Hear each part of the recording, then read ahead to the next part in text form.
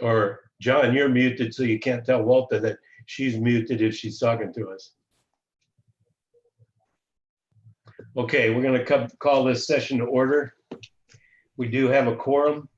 Closed session topics are public employee assignment, reassignment, appointment, public employee discipline, dismissal, release, complaints, conference with labor negotiator, conference with legal counsel, existing litigation, and anticipated litigation, and public employee evaluation, superintendent.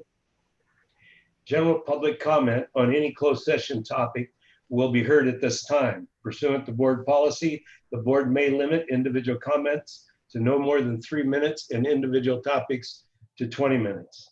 Please begin your comments by stating your name. Do we have any closed session comments?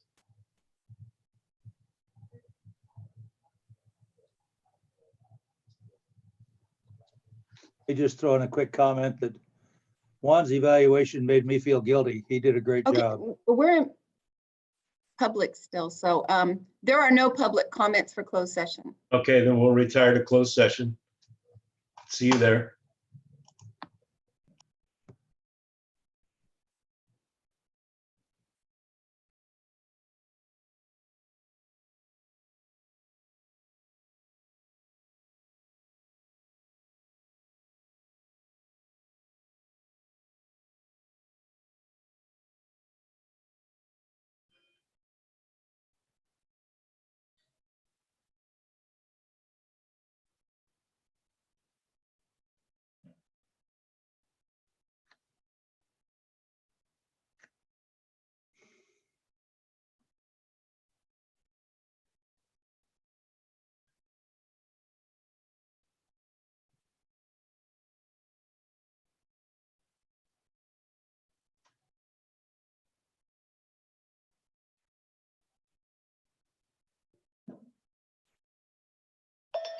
Delia Smart. Yes, ma'am.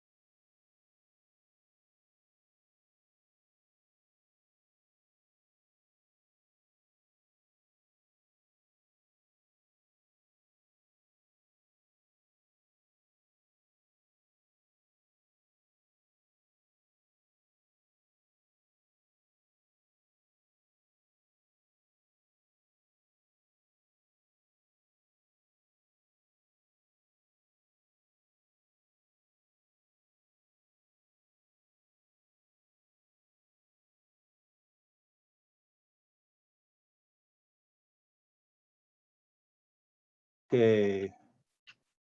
Oops, now I'm muted. I don't know That's why. okay. You want to be muted because when you come in, you're automatically muted. Okay, well, I can see me and Lucia. Oh, you're in the right spot. Yeah, all righty. Okay. Thank you, We'll see you ma'am. online in a few minutes. And Okay. you're early too. We're not live yet, right? Oh, we are live. No, well, we're live, but we're not, whatever. Yeah, we're Maybe live. it's Hello, not open. everybody. Hey, can everybody, see we us. are live right now. We are live, so everybody can see us. Hello, everyone.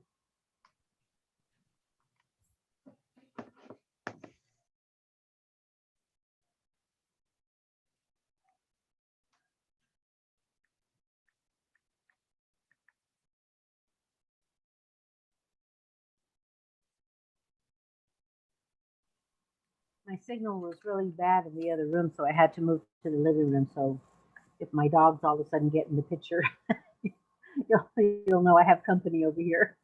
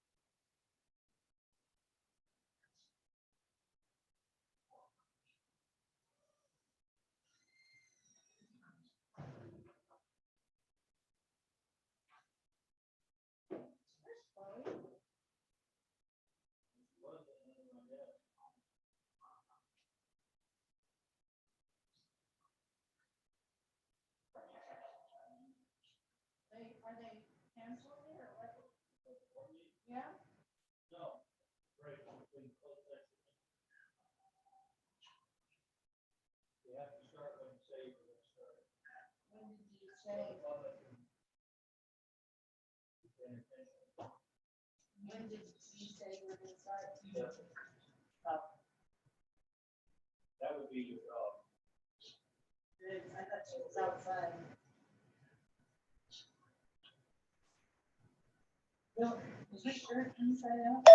Delia Smart.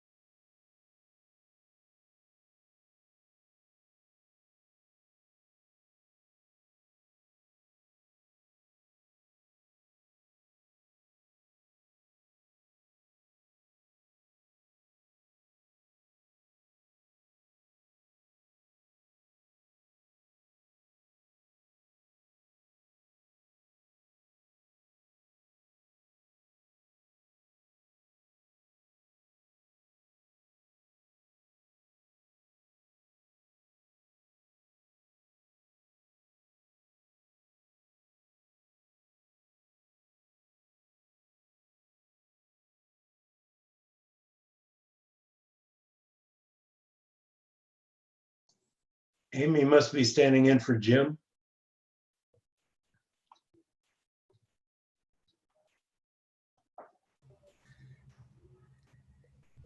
No, I was fortunate to be invited tonight, so Oh, good. Well, welcome. thank you.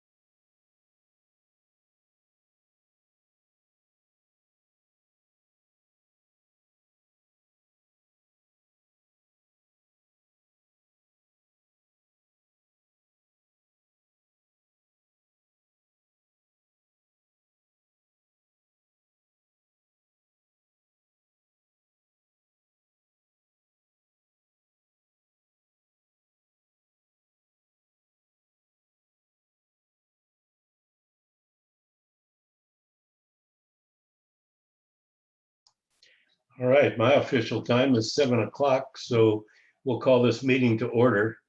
I'd like to announce that the meeting is being webcast live and recorded.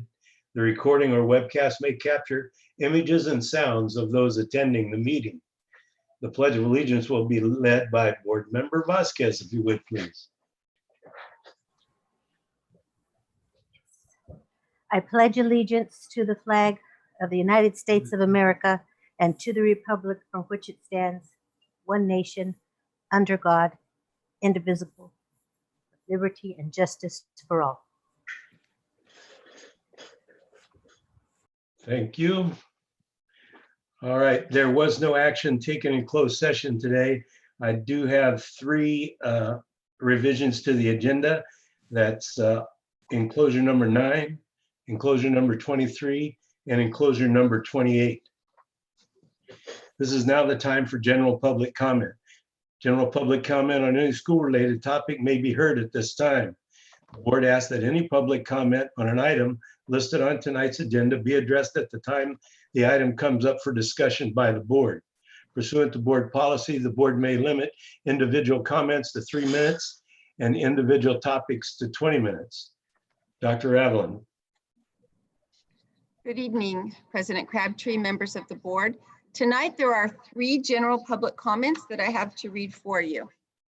The first one is from Neftali Gonzalez. Good evening, school board members, Board President Crabtree, and Superintendent Dr. Raveline. I want to thank the board for allowing students' voices to be heard at a July school board meeting. Since then, actions have been taken by the school district and the school board that demonstrate value in diversity and inclusivity. Many of the student body are appreciative of the creation of a Student Inclusivity Council that will be taking place at various high schools. Through the hard work of Mr. Brandon Gridiron and others in his department, we can continue to move forward.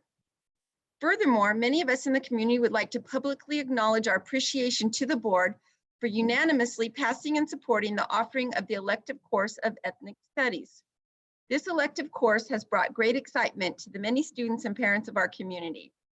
Lastly, I want to thank Mr. Juan Guerrero for his follow-up phone call to discuss how the board can continue to support students and families in these efforts.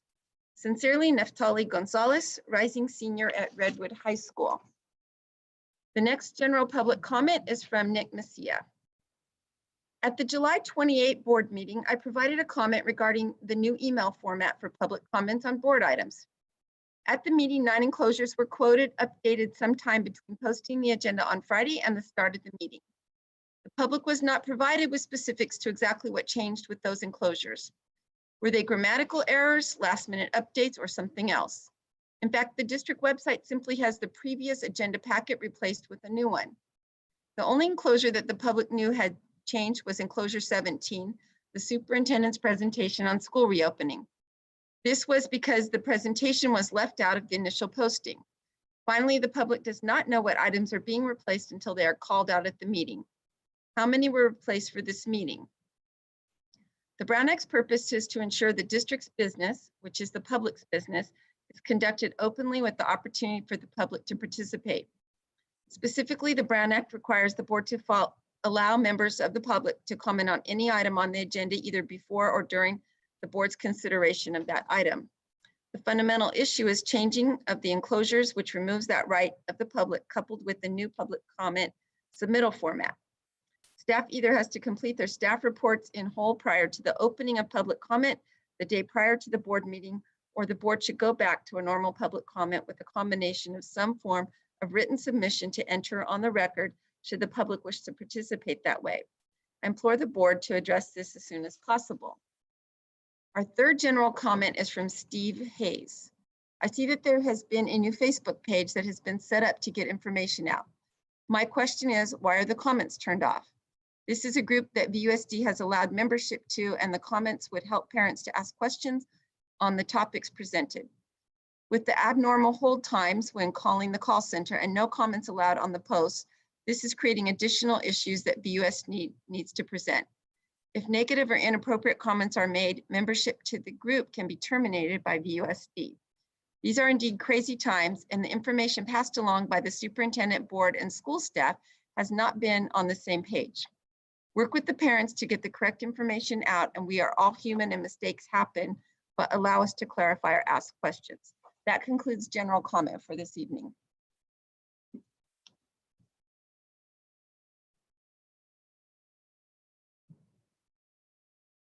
Sorry, there is no other public comment. None. Okay, then we'll move on to the consent agenda. Does any board member wish to pull an item? Ms. Vasquez? Yes, I would like to pull enclosure number 12, 15, 18, and 21, please.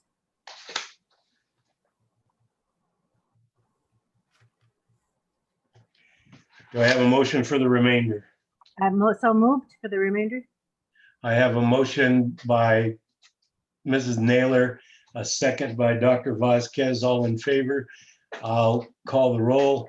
Board Member Crabtree votes yes. Board Member Fulmer? Mr. Fulmer, I need to hear you speak. Yes. Board Member Guerrero? Yes. Board Member Gamoyen? Yes. Board Member Naylor? Yes. Board Member Vasquez? Yes. All right, enclosure number 12.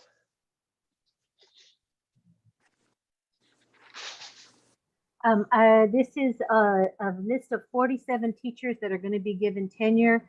And even in these crazy times, I just wanted to stop and congratulate them and welcome them. That's a big deal for them. We've got excellent teachers. We've got passionate teachers. We've got committed teachers. And I just wanted to be able to take a moment and do a shout out. And during the 2021 year, these 47 district teachers will now be tenured. So I just wanted to acknowledge that and do a shout out. So moved. I have a motion by Dr. Vasquez, a second for enclosure number 12. Ms. Gamoyen, Board Member Crabtree's vote is a yes. Board Member Fulmer, I need to hear you.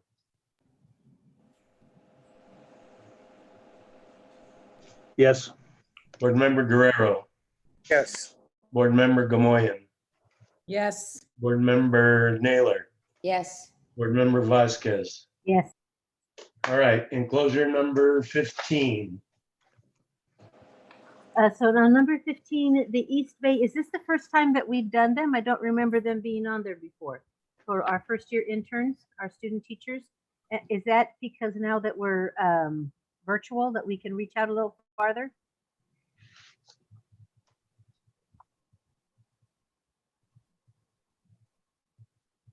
Hello? Who has a comment on that? Is that a Dee Dee question? Can you hear me? Sorry, a little technical difficulty on my side. We have had on occasion students from outside the area and universities such as USC. Now we have East Bay as well. And yes, it's because they're taking online courses, they're able to do that. Great, thank you. So Welcome. moved.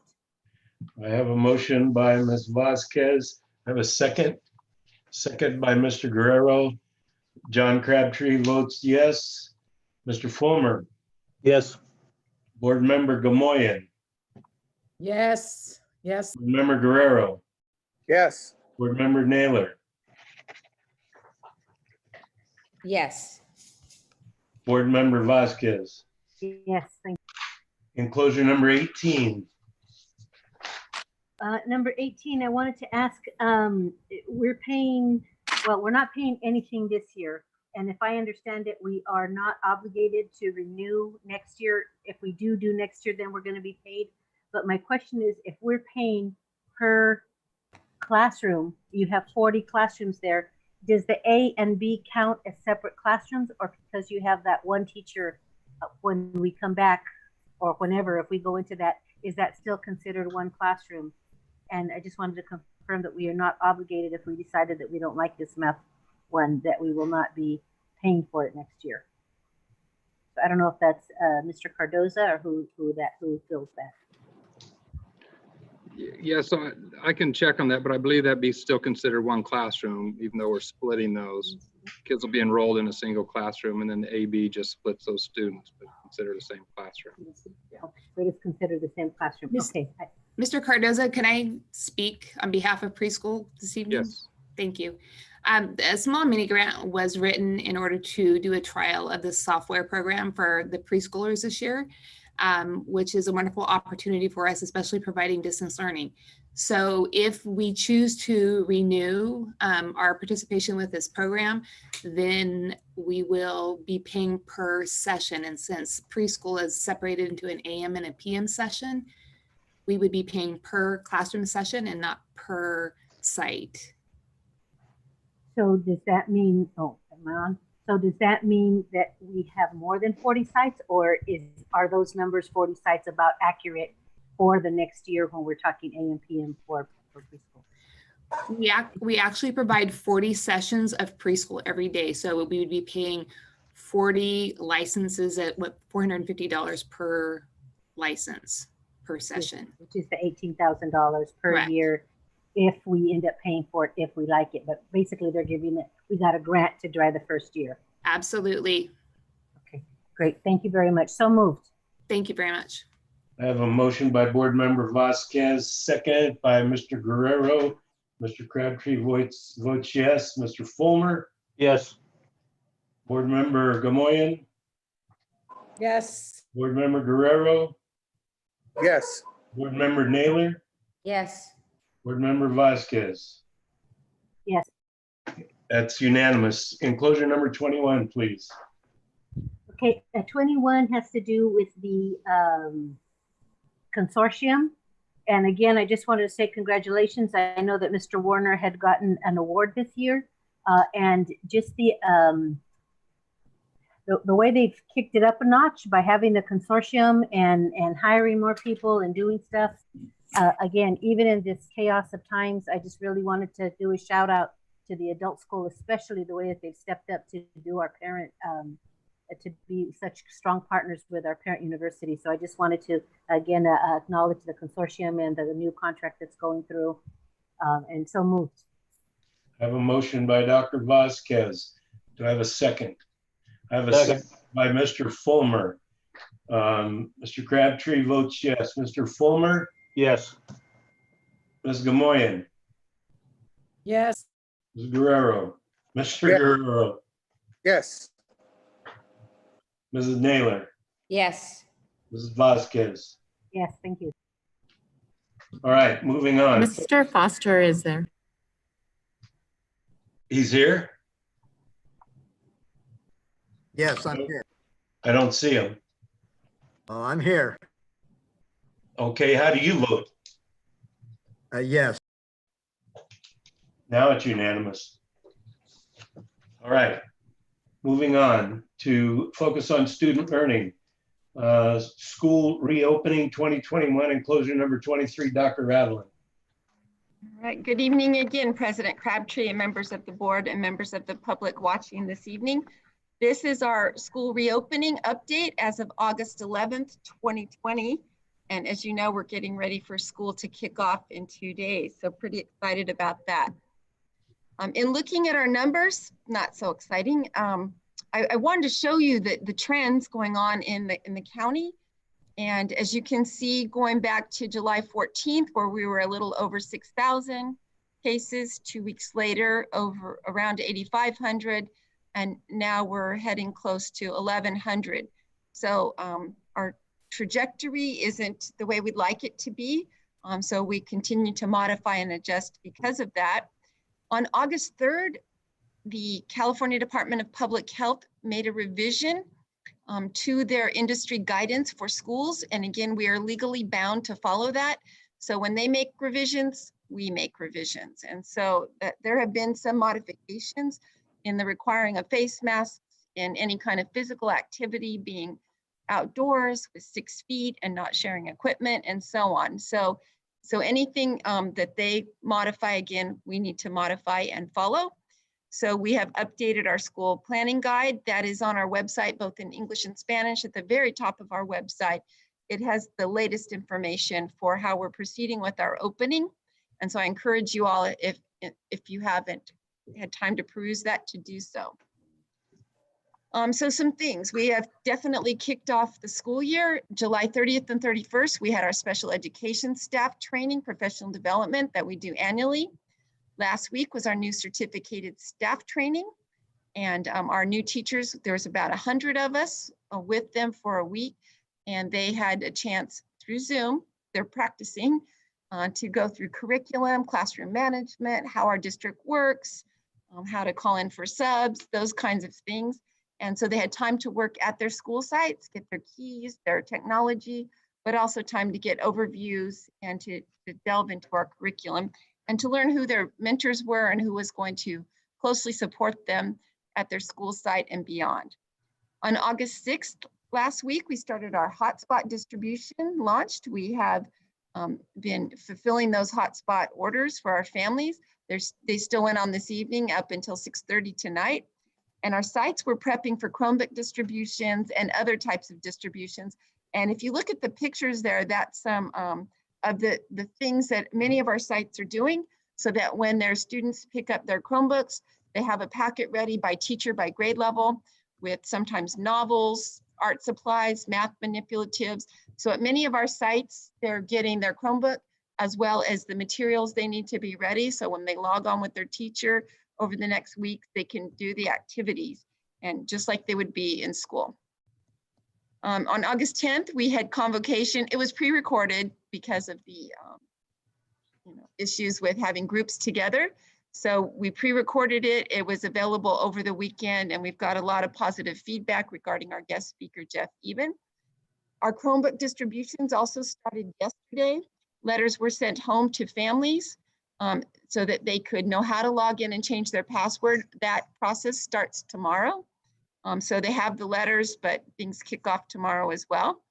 Our certificated staff returned to work on August 10th as well. And so some things that were available to them if they hadn't already completed it was the Zooms for Educators certification and also our Schoology trainings.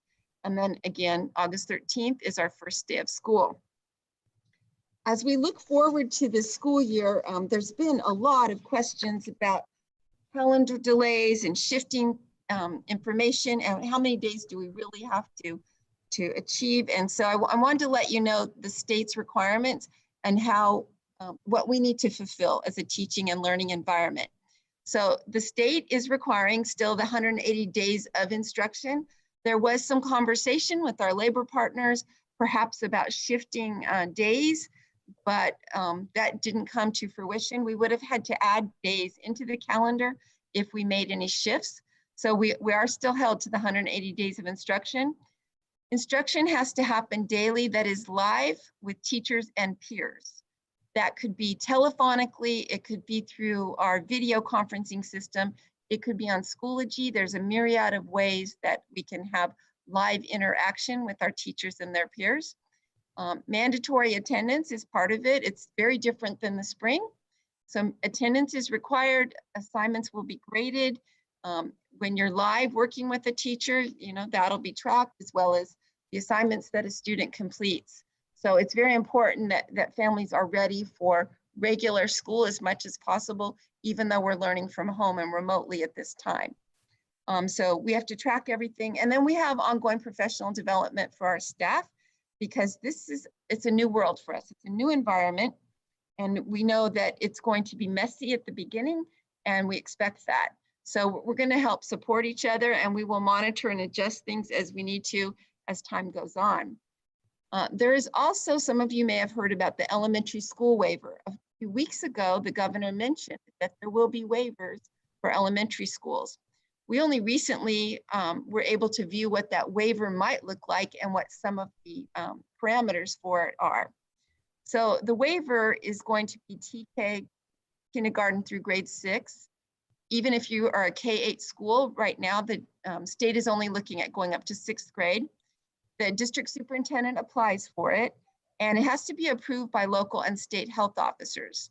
Some of the things that have to be in this plan, if you go for the waiver, is that there's health and safety procedures, that you've consulted with your labor partners, you've consulted with community organizations, and you've published the plan on your website.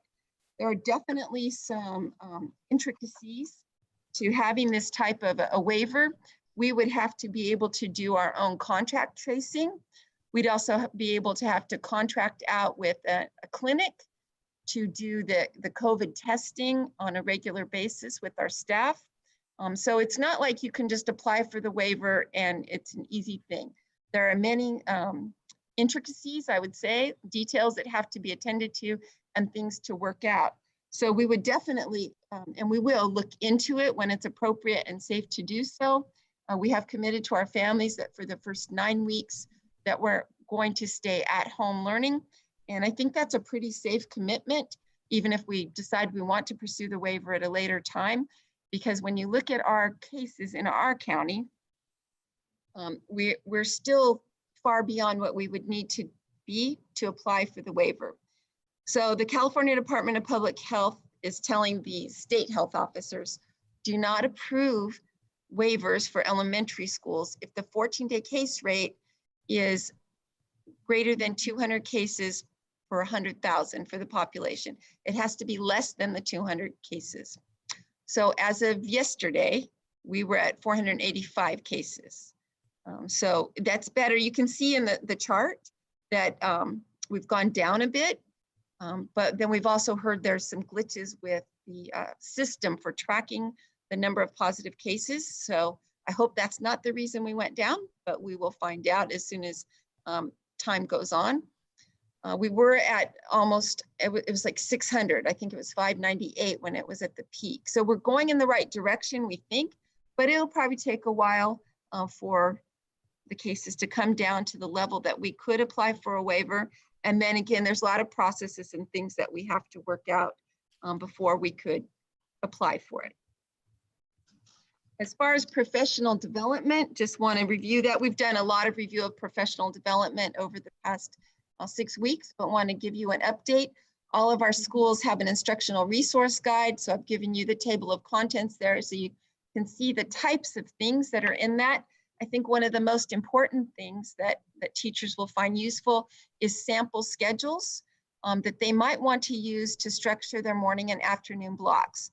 There's been some, I'll say, fear and trepidation about how long do I have to be on Zoom? And can I get up and go to the bathroom? Or like, who's in charge of all of that? And the answer is that the teacher's in charge of structuring their class in a way that makes sense for them and their students.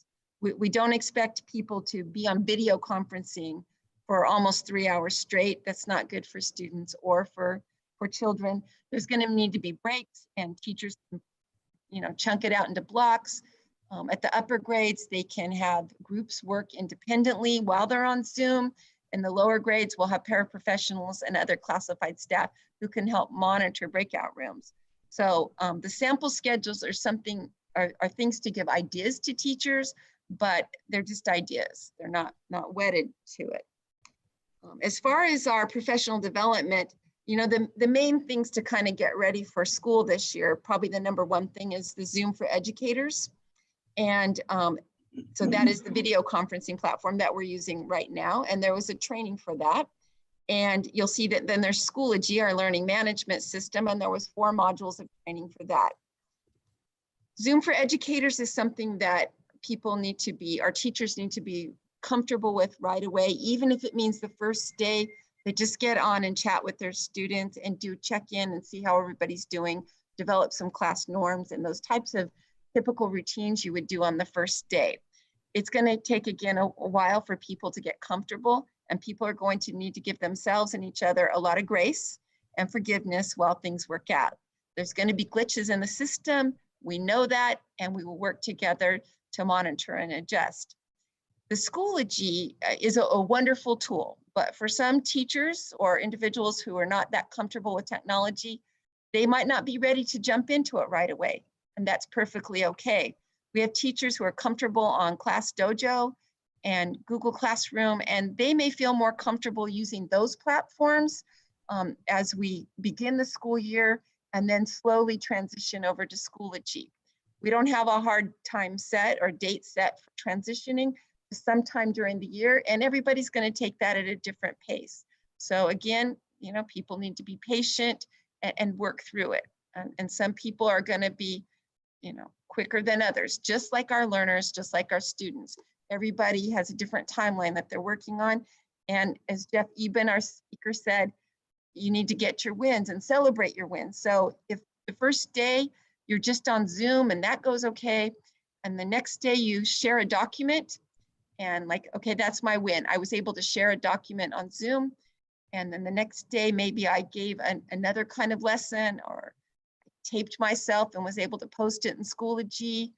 Those are all wins. And so again, everybody is going to just take some time before they learn everything.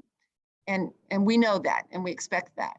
So be patient with yourself and please be patient with each other. I think the other thing that there's a lot of questions on is the schedule. Is the schedule going to work? Do I have enough time? Again, we don't expect people to be online live the whole day. That's not healthy. And so as a teacher, they're in charge of their schedule. They can chunk out time to do what they need to do to be ready to help their students. And if we have struggles and we need to monitor and adjust and make changes, then we'll have those conversations and do that. So we're ready to get started. I know Doug and Dee Dee and others have met with now up to 19 schools to answer a lot of technical questions and what about this, what about that kinds of things. There's 7 more scheduled tomorrow. And I have been out at school sites yesterday and today, and I am just amazed at what our staff has put together and the work they've done. And our teachers are ready. They are ready. And this demonstrates, this chart, what I wanted to show you is, this is the number of teachers who have completed training as of Sunday. That's before they even reported to work. So they were on it. And, you know, we had yesterday and today and tomorrow that people could finish trainings if they need to do that. But large majority, almost 80% of our teachers had already done the trainings before they even started their traditional work year. So that is definitely to be commended. And now I'd like to invite Carrie Stevens. I am so sorry, Carrie, to join us. She is going to talk about special needs services. Good evening, Board President Crabtree, board members, and Dr. Raveling. That's okay. There's lots of Carries, no problem. So tonight I'm going to discuss some of the plans and things that we put together for our students with special needs. We can go ahead and there. Thank you. So our goal really in preparation for this school year with the reopening, distance learning, and the potential hybrid model once students are able to come in person, we put together some goals. And then we've got the components there of the goal. So we're wanting to ensure that students with disabilities are included in all offerings of school education models. So working with each family and student to determine which services and supports are necessary to promote success during distance learning and then transitioning back into school. So those components that I mentioned are communication, services, and assessment. So we've broken down each one of those into an individual goal. And for communication, we're looking to provide regular updates on student progress, help to overcome individual obstacles with accessing materials and services, and consultation regarding services and supports. So how is that going to look? Again, that regular ongoing communication with families in whatever mode of communication works for them. So whether it's through the actual Zoom, emailing, Schoology that has a way to message, or if in the past they've used Class Jojo, they can continue with that. And you know, what are they going to be doing? They're going to be talking about special education supports, prioritizing the learning needs, problem solving with learning and behavior issues at home, and customizing the daily schedule for what will work for the students. Part of that Wednesday schedule is office hours, and parents can request appointments with their teacher or the service provider. So moving on from communication to services, our goal in the area of services would be to provide special education services to the greatest extent possible, including considerations for really just all the elements of the IEP. So special factors, goals, supplementary aids and services, accommodations, modifications, and then always to find that least restrictive environment for students to participate in. So those steps, one thing I really want to stress, because we do have the spring was our first segue into distance and school closure. And this is very different from what we did back in the spring. So our distance learning is daily live interaction and instruction between teachers and students. That was not the case last spring, but is 100% the case and our intention for Thursday and on. Our 4 services, we're going to provide ample time for planning and training of staff. Dr. Raveline mentioned earlier the different trainings that are going on. And then we're going to continue to have the daily planning periods for teachers and related service providers, weekly professional development to continue to provide training on the new technology, curriculum, and other resources. Again, more steps in the area of services, supporting students to access internet connectivity and devices to participate in the educational program. So as needed, consultation and collaboration with family, student for tech support. And I wouldn't want somebody to call me up and ask me for a ton of tech support. It's not as much what I can provide for a family. It's connecting them with the resource. So whether that's the student helpline or some other sort of tech support, it's, again, like I said, connecting. But in addition, our students use a lot of assistive technology in the classroom. Sometimes it's high tech, sometimes it's low tech. Many have augmentative communication devices. Whatever tools they need in the classroom to support them, we want to make sure that those are being provided in the home, because the home is now their classroom. So whatever it takes to help them be successful. Still on that area of services, we're ensuring quality, challenging content aligned to grade level standards equivalent to in-person instruction. So it's direct instruction provided by credentialed general education teachers, education specialists, and designated instructional support or service providers. And that will be in whole class, in small group, and an individual. One-to-one. Our paraprofessionals are part of our support network, and they'll be providing additional supports under the supervision of the teacher or other credentialed staff members, such as speech therapists. So we're counting on them to help us deliver those services just like we do in the classroom. They'll be trained on Zoom. They'll have that, that ability to provide that direct support. And these are how the different service models may look. So pull out instructional and related services, we're looking at those being provided primarily during the off session. So if a student were in the A session of the hybrid, so that would be their synchronous instruction, they would have their related services or pull out during the asynchronous period, so that we're not taking away that instruction time. From the general education teacher.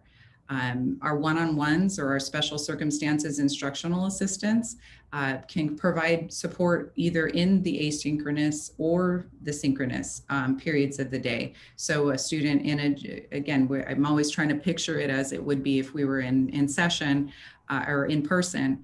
The special circumstances, we call them SCIAs, special circumstances and instructional assistants would push into a general education classroom. So they would then participate or attend a virtual class in the, if they were assigned to the session A, they'd attend in the morning, hear the different things that are being assigned, the instruction, the strategies and skills that are being taught. And then they may be pushed out to a breakout room to then work with their student one-to-one. And then they may provide then additional supports in the afternoon on those asynchronous activities. So those are supports that we're still going to be able to provide. More services are just supports in the home, and these are just some of the examples. Behavioral support, so all of those visual pieces, token boards, social stories, visual schedules, and we'll also be providing consultation and collaboration to address behavioral needs, and we're always willing to collaborate with outside agencies. So when we look at services, that kind of the schedule comes into play.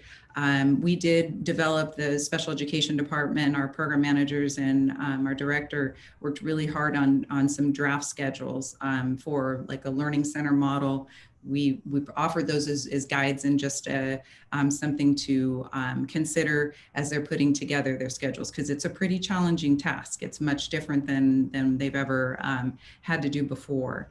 But our learning centers, our skills courses are going to, and again, what I'm using some jargon there, but what we're talking about are students who are placed in a general education classroom or are primarily served in a general education classroom, but may have some pull-out support.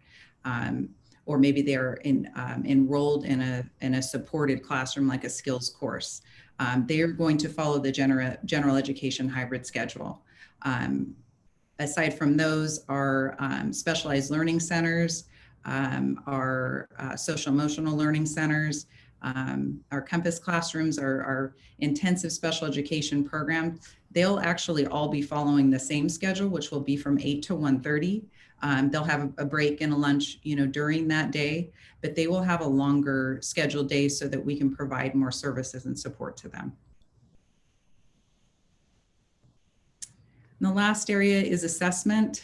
And our goal here is to complete all areas of assessment to the greatest degree possible remotely to determine present levels of performance, including any regression in skills. And we're wanting to address all of our current open assessments or the ones that are coming up. And really there's two different facets to this. There's the kind of the informal piece and then the formal piece. So this regression and recruitment is in regard to the informal assessment. What we normally do as special educators and actually general education teachers as well, our students are off for summer, they come back to us, and we do need to do some assessment at the beginning to determine what skills do they need some brush up on, where have they lost, some of those skills might start to fade somewhat. Then we do some reteaching, we figure out what they're able to do and catch up on quickly and what might require a little bit more help. So for our special education students, in this case, we're really going to look at those first 2 to 6 weeks, seeing what their skills, where they're at with their skills, the deficits, are they able to recoup those skills pretty quickly and easily? If we're not seeing that, we're going to need to work with families to determine whether additional assessment is needed or additional services to make sure we're mitigating that regression as much as we possibly can. Now on that other side of the assessment, which would be the formal assessment, we do have, this is again, the special ed jargon, which is assessment plans that were signed last spring. There are ones that are coming up due this fall. We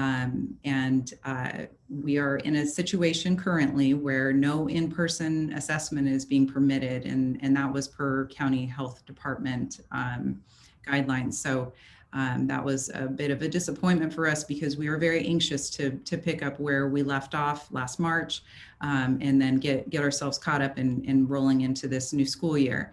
Like I said, unfortunately, we're not able to do that in-person assessment. So then what do we do from here? So again, we'll be working with families to discuss what our options are for remote assessment.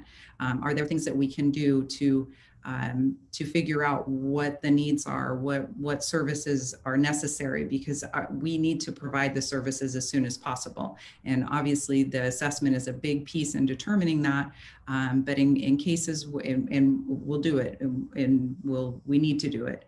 But in cases where we really have to have the in-person evaluation, and we'll be discussing that with families and working through a waiver process for that in those cases. That is it for me. Are there any questions for Carrie before we move on? Did you have any public comment on this, Dr. Adeline? Yeah, I'm not done with the presentation, so Okay, sorry.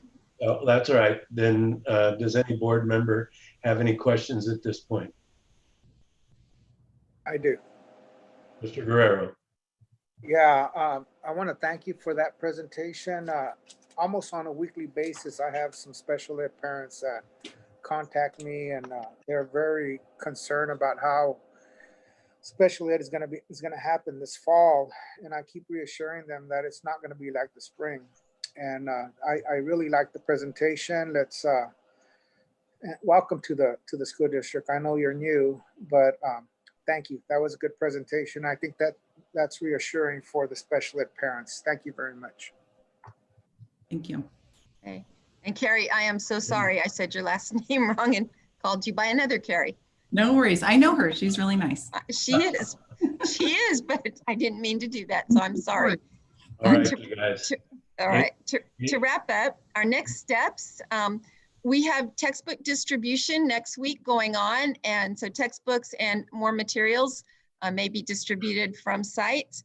When it's appropriate and safe, we will explore the waiver option for K-6. We may decide to only, ask for a waiver for K-2 or K-3 to start with, worried about those students needing to learn those beginning reading skills and be on grade level of reading by 3rd grade. So that's a serious concern.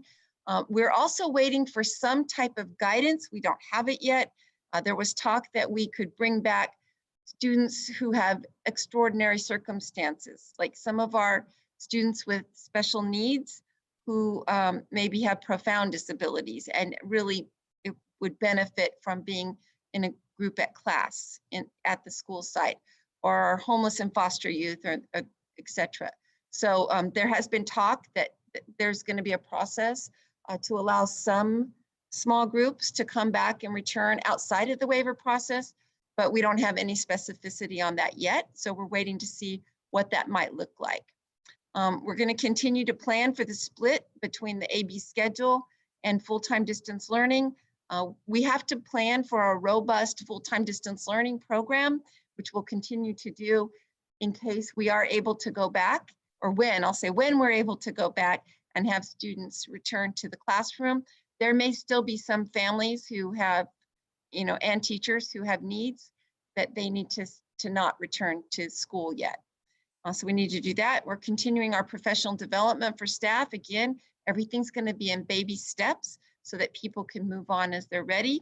Continue to work with our labor partners, and then continue to outreach to our families. We do have Parent University sort of modules lined up, but in looking at Schoology, we needed to give our teachers and staff time to feel comfortable with some of the software platforms that we have before they start getting questions from parents and others. So we're gonna push that back just a little bit so that we have some comfort level before we move forward with training parents. Again, we have to continue to plan for all directions because mostly there's a lot of unknowns that we're not in control of. And so we realize that, and so we have to be agile.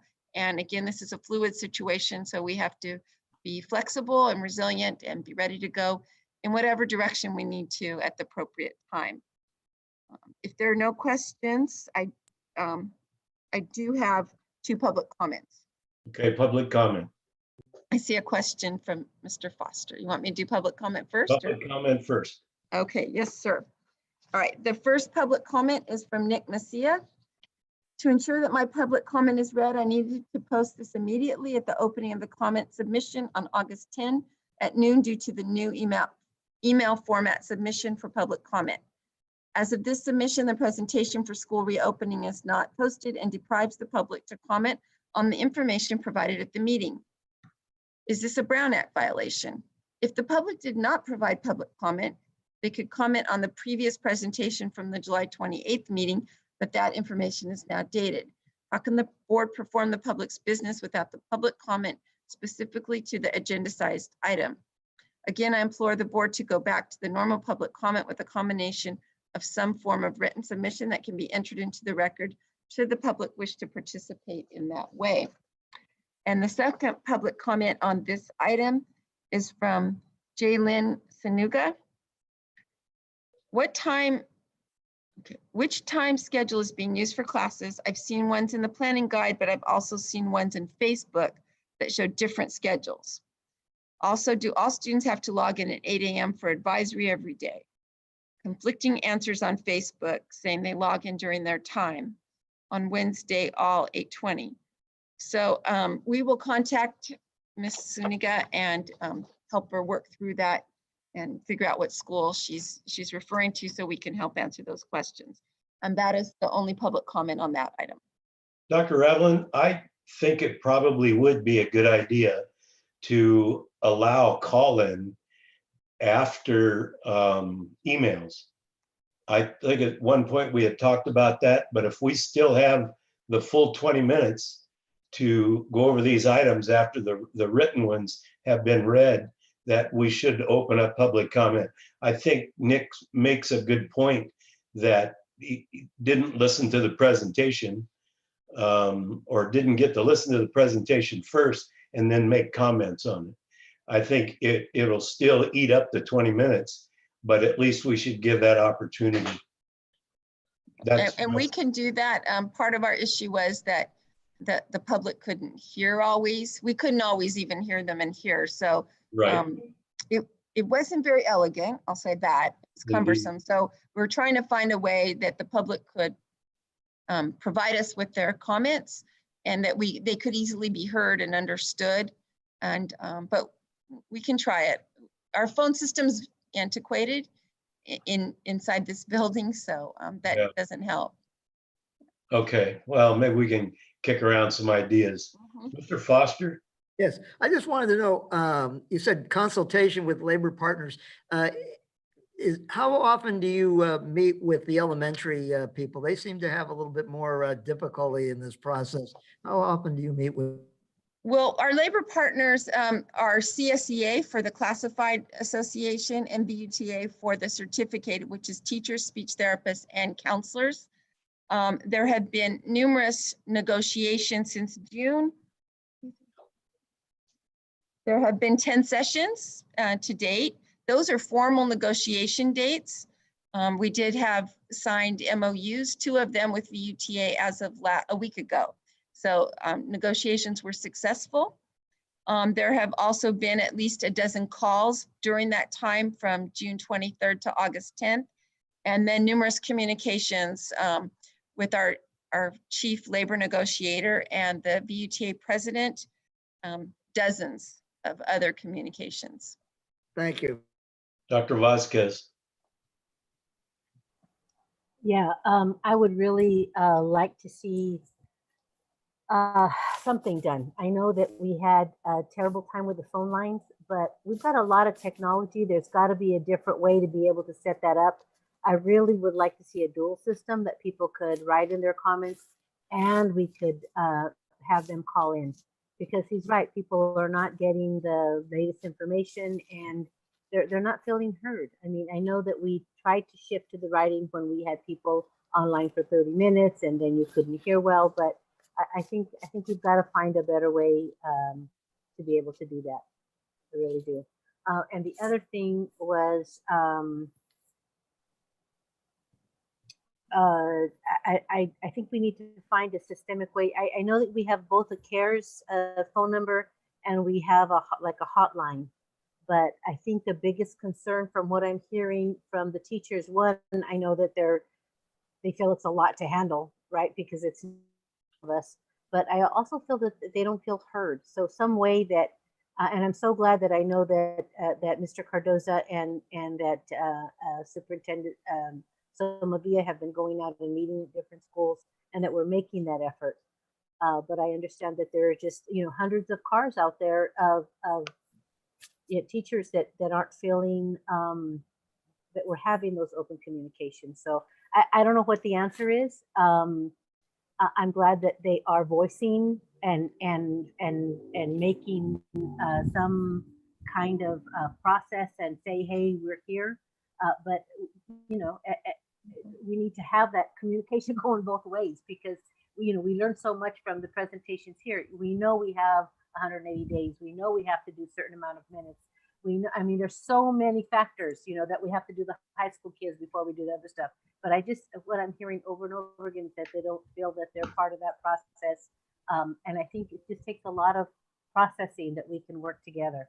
So I'm hoping that we can find some kind of venue where they can feel heard and we can hear their concerns and we can all have a better understanding, because I think it's a lot of information and we get it when we come to meetings. And still it's hard to process all of that stuff. So again, I appreciate all those people that have written in and all the information that we've been getting here. And I really like the special ed presentation because I know had been waiting for that, and we know that's like a different set of kids and a different set of needs. So I also want to welcome Sullivan, right? That's the right last word. Anyway, thank you. Yeah. Well, thank you for your comments. And again, we have been reaching out. They have assistant superintendents as well as area administrators and the principals and the site staffs have been meeting regularly to answer any types of questions and to allay fears. Again, it is reasonable to be nervous. I think most of us as teachers, you know, even after a good 10 years, I didn't sleep the night before school started. I was in my room several hours early just out of nervousness. And that was during a normal year. So now it's going to be a little nerve-wracking on Thursday to see if everything goes well, if your students are going to connect. And I think the meetings that they're having, and they've met with 19 schools so far and have 7 more tomorrow, and we'll just keep inviting people to have those dialogues and help answer questions that we can help them move along in their processing. Well, can you tell us? Oh, I'm sorry. Board Member Guerrero? Yeah, my preference would have been that we delayed our start of school a week to do a boot camp with our staff. But since we're not doing that, I'm hoping that we can provide as much support as possible because, you know, some people are good at technology, some people are not. And they're gonna make mistakes and they're gonna be learning as they go. So we're gonna need to provide those supports. Now, with regards to the public comment, you know, I'm in agreement with both Mr. Crabtree and Lucia Vasquez that, you know, the questions that are sent in advance, that seems to be working, but we need the phone system in there too, because there's folks that wanna ask questions and their questions don't come up until after they see the enclosure. Now, talking about the enclosure should be ready at least by at least I would say as soon as possible. The public needs to see it. When we send out the agenda, the enclosures need to be printed. And I know that I asked that before, and I know we have a different administration right now, but hey, you know what? As a board member, I don't want to get an enclosure the day of the meeting. I want to see that. I want to study it, and I want to formulate my questions. I want to make sure that I know what we're getting at.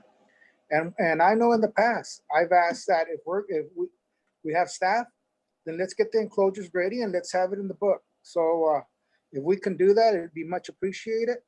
I mean, we asked our students to do term papers. We give them deadlines.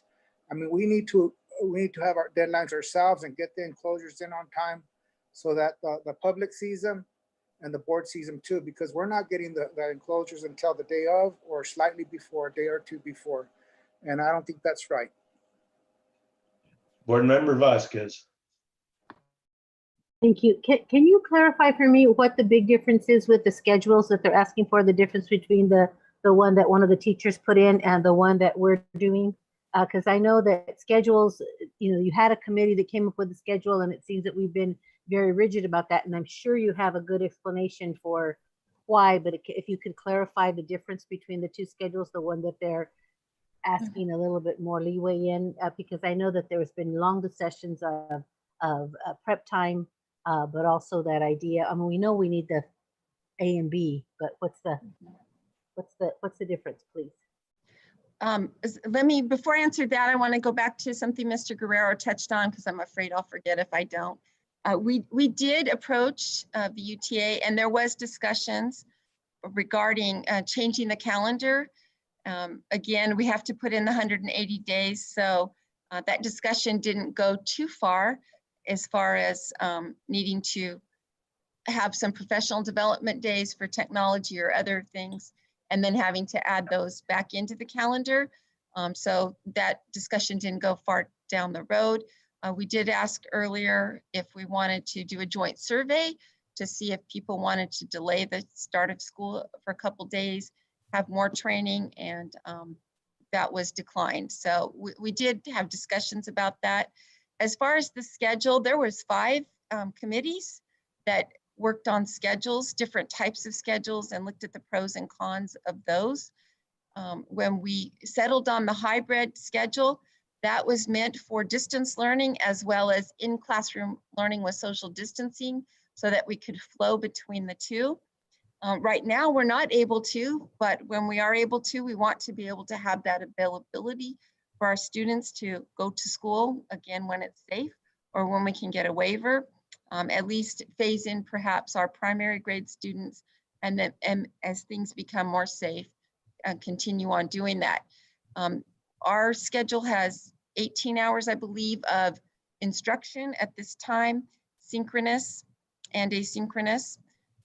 If we, one teacher proposed a schedule, that was an individual teacher, not a BUTA schedule. And it had 12 hours of direct instruction. So that's not something we pursued, but we're still looking at it, still having conversations about what might or might not work. The other thing we have to think about is when you're connecting with your class on Zoom, just like this, some high school classes have 35 students. It's not advantageous to monitor 35 students on Zoom. And we have a lot of things we need to work with through teachers on teaching online. It's not the same as you teach in your classroom. So I think most of our teachers who kind of wrap their heads around this, they'll be recording either PowerPoints or videos of themselves, experiments, or having students preview things before they meet with them online so that sort of basic concepts are covered. And then when they get to class with the Zoom, they can have a check-in or circle time, do some social and emotional work, and then they can break them out into groups. Now for the younger students, it's a little bit different. They need more direct face time to learn reading and numeracy and such. And so they may handle it differently in those primary grades. So it's going to be different by subject area and by grade level. And, you know, we're going to keep having conversations and exploring. And again, if we need to modify and adjust, then that's what we'll do. And that'll happen like at the Wednesday professional development time where they can kind of rally around and talk about best practices, and there is set time for that on Wednesday so that we can do that model where we're working together. How did it go this week? And we're going to move on. There's time for that, yeah. Specific time on Wednesdays, and as well as, you know, schools, they have their professional learning communities, and schools will be grappling with this also together in their teams. Because that's what I'm hearing is there's but there is team time built in, but that's only on Wednesdays. Yes. Okay, thank you. Hello? Mr. Foster. Thank you, President. Hello. Thank you, President. Superintendent Ravelli, you said that the delay was declined by teachers. Could you explain that? No, we offered to do a joint survey to see if teachers would be interested in delaying for more training, but then we would have to add those days back in, and the UTA declined. They did not want to do a survey. Any other board member comments? I'd like to make a couple. First of all, the number of teachers that have been trained in whatever level of Schoology, I think it's terrific. And I want to congratulate them on moving forward with this new way of teaching. And the staff, considering all the challenges that all of you have had, the teachers, everyone, I think in my opinion, you've done a pretty damn good job of putting this stuff together. And I congratulate you. So I'll move on. And so it's time for board reports, and I'll wait. Mr. Fulmer? Mr. Fulmer? Yeah, I just had to find my microphone On your button? For once, I'll turn it on first. I have no report. Ms. Gamoyan? Well, I wanted to share good teachers doing good things. I just admire our teachers. We have 1,300 teachers and 1,100 have jumped in on the training. That's amazing. Thank you, teachers. This has got to be very nerve-wracking, but I wanted to share some things that have been sent to me. And if you have any cool things out there, teachers, I would love to hear about it. So I saw a little video by Tara Borowitz, who fixed up. She took a tour of her guest room, now / classroom, all her technology, her library. I think she and her husband painted an old chalkboard black. And the best part of her classroom, there was a cat tree with her cat sleeping there. I heard stories, Jerry Perez, Alex Gluckman, Bob Verissimo, Russ Costanian helped a teacher who was in panic mode about this online learning. And they got this teacher a new computer so he could Zoom. They shared curriculum and they walked this teacher through till he felt comfortable to start teaching on Thursday. And then I have a good friend at Golden West, my friend Carrie Vinegar, who I looked at her first day of school PowerPoint, and it said, I mean, she said, we're jumping in. She told the kids in this PowerPoint, or she's going to tell them, everything's new, including to the teachers. We all feel apprehensive. We're gonna make mistakes, and that's okay, but we're just gonna jump in and try. All over Facebook, all over Instagram, I see samples of teachers with their first day of PowerPoints to teachers, to parents, to figure out how to get their kids online. I'd like to thank our CNIs and our counselors and Mike Waters, because they had to tackle what I call the beast, which is the master schedule in secondary schools. And they got that together in a week. Also, I heard CTE teachers had class sets of textbooks, and Dr. Pariseau got them all set up for within the next couple of days, they'll have online textbooks. So some really great things are going on. I keep sending Dr. Raveline these things, and I just yeah. So if you have some cool things you'd like to share, our teachers are going for it, and our kids are going for it. And I'm just excited to see how Thursday goes. So thanks again, teachers. Dr. Vasquez.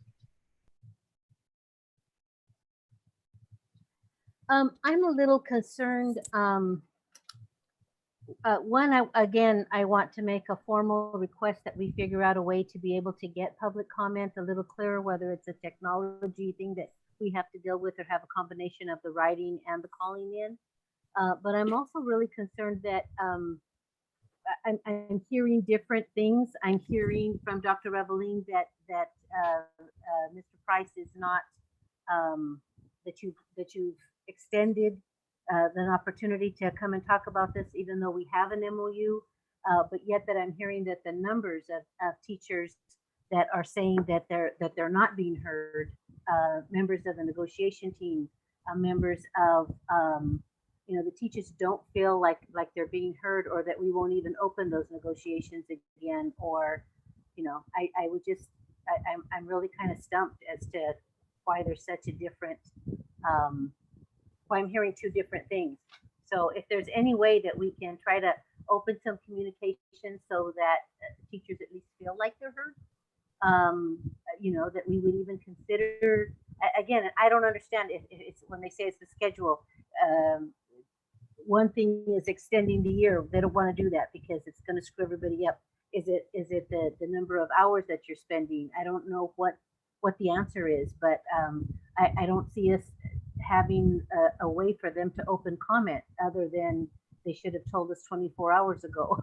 I mean, clearly having a bunch of teachers driving around and talking that they want some change. I just hope that there's some kind of open way that we can have those discussions without having to go to something more serious or delay in other ways. Mr. Foster? Thank you, Mr. President. First of all, I want to thank fellow board members for commenting on my father. It's appreciated. He is declining very fast, but it was good to see him this weekend. I went up to Santa Rosa, and Santa Rosa, it seems, is a very similar district to us, both in population, demographics, and I read the paper with my father on Sunday, and one of the comments was by the superintendent, and they're doing hybrid learning also, or will do it. They're closed also. Their virus rate is about the same as ours. And the superintendent said this, he says, when I think we're going to go to the right, we go to the left. When we think we go to the left, we're going to go to the right. And he said, they said, this is what really got me. The pace with which superintendents must make decisions for students and their families right now, we're almost placed in an impossible situation. I just want to say that our superintendent closed the schools at the right time. She fed the students during the summer at the right time. She did a tremendous job. These administrators are, as I've said, are bigger, better, faster, quicker, smarter than they were 20 years ago. And they are making decisions at a far faster pace, which to me is totally amazing. I want to commend our teachers.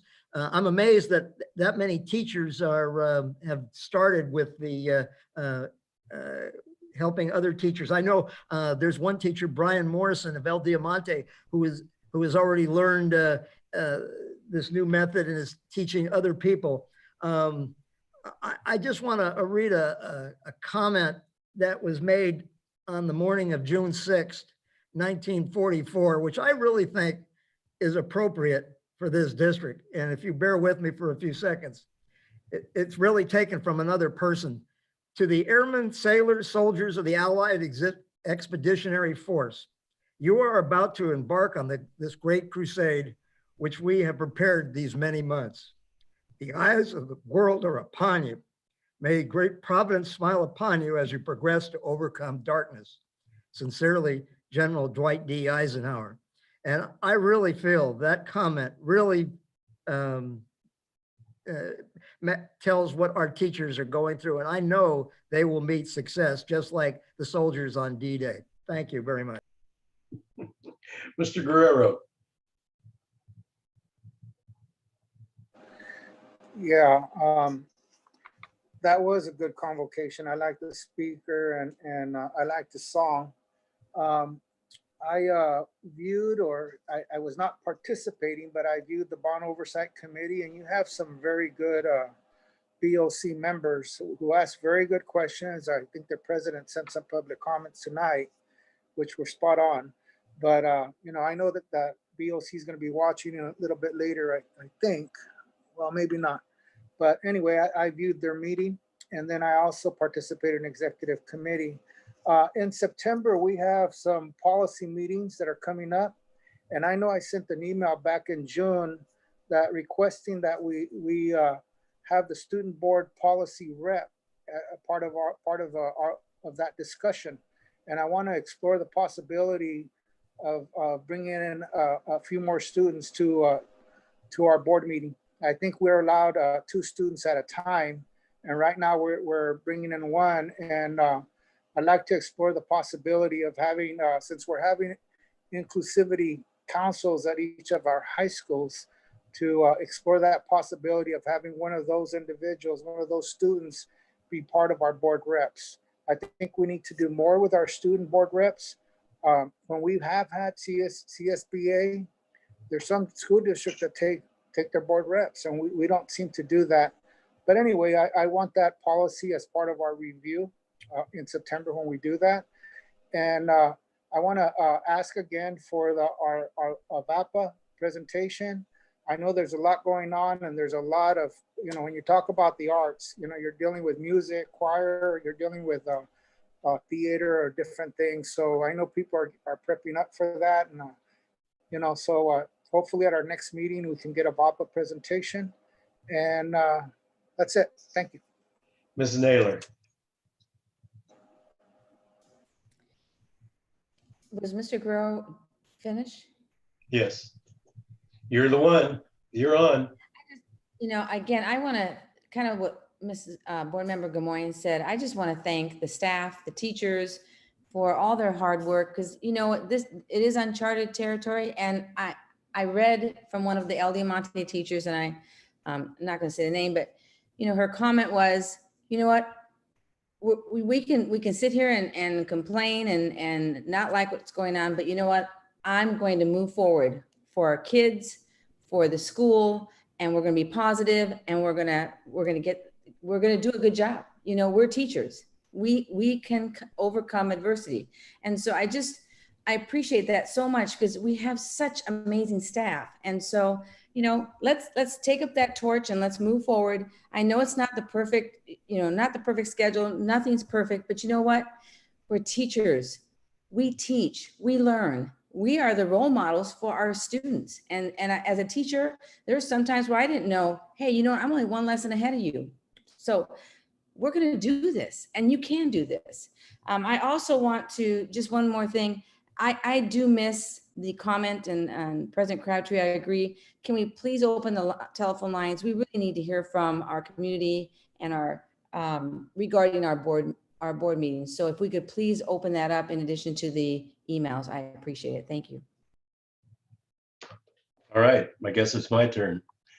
I am really anxious, I have to say, for 30 days to pass so that we can see where our teachers are with Schoology and the other technologies. I am really anxious to see that, because I think there will be many that will be using it, and they will be so excited using it, and they will get the rest of them on board as well. And even when we get back into the classroom, they'll be looking at education a whole lot different than they do today. I went by a couple of schools today because I wanted to see the process of the Chromebooks being handed out and the little hotspots and that sort of thing. And the two that I went to, they were very, very well organized. Matter of fact, they weren't really doing very much. So I missed the party the day before. They had fewer grades, they were better organized. And I also walked around to some classrooms with the teachers, and I had my mask to see what they were doing and how they're putting stuff together. And a couple of them said to me that they want to get back in front of the kids, because that's the connection, that's going to be very difficult to do on Zoom. Even if you only have 15 kids in that classroom, it's that personal connection that is so vital. And I'm just praying we get back there very soon. So that's my comments. Dr. Allen, did you have anything else? No additional report. Okay, then we'll move on to enclosure number 24, District Employee Education Training Program Report. Kristen Corliss. Oh, there she is. I'm here. Hang tight just a moment. Good evening, Board President Crabtree, board members, and Superintendent Raveline. My name is Kristen Corliss, and I am super privileged to be the director in the Human Resources Department for Visalia Unified School District. I wear many hats, but tonight I'm going to be talking to you about district safety and also the training of our employees for the 2020-21 school year. So if you will bear with me for just a moment, I'm going to share my screen. All right, and let's see if I can, okay. So it's odd for me. Can we all see the screen? Okay, yes. Thank you. So tonight, what I'm going to be reviewing with you tonight is the plan for the 2020-21 school year for employee training for all Visalia Unified School District employees. The training will cover mandated reporting, sexual harassment prevention, COVID-19 procedures, and all other types of legal responsibilities, and also district beliefs and the goals adopted by the governing board. So just to overview the framework that we use every year for our employee training program, we really do our best to develop the highest ethical standards in our students and to model those ourselves. We want to ensure a safe, secure, healthy, and positive environment that promotes a sense of significance and belonging. This is one of our board adopted goals. And once again, it's incredibly important that all of our employees understand and follow mandated legal requirements and board policies. So each year in about July, we review and plan for the employee training for the next school year. As you can imagine, July 2020 was a little different than we have experienced in the past years. So we did have to look at training a little bit different this year. Beginning in August 2020, and this has already started, through June of 2021, all of our employees across the district will complete mandated VUSD employee training. And then once again, in June of 2021, we will plan for the next school year. In August of 2020, all employees across the district will participate in 3 trainings. They will receive the All VUSD employee training. This is the training that reviews VUSD board policies, administrative regulations, and procedures.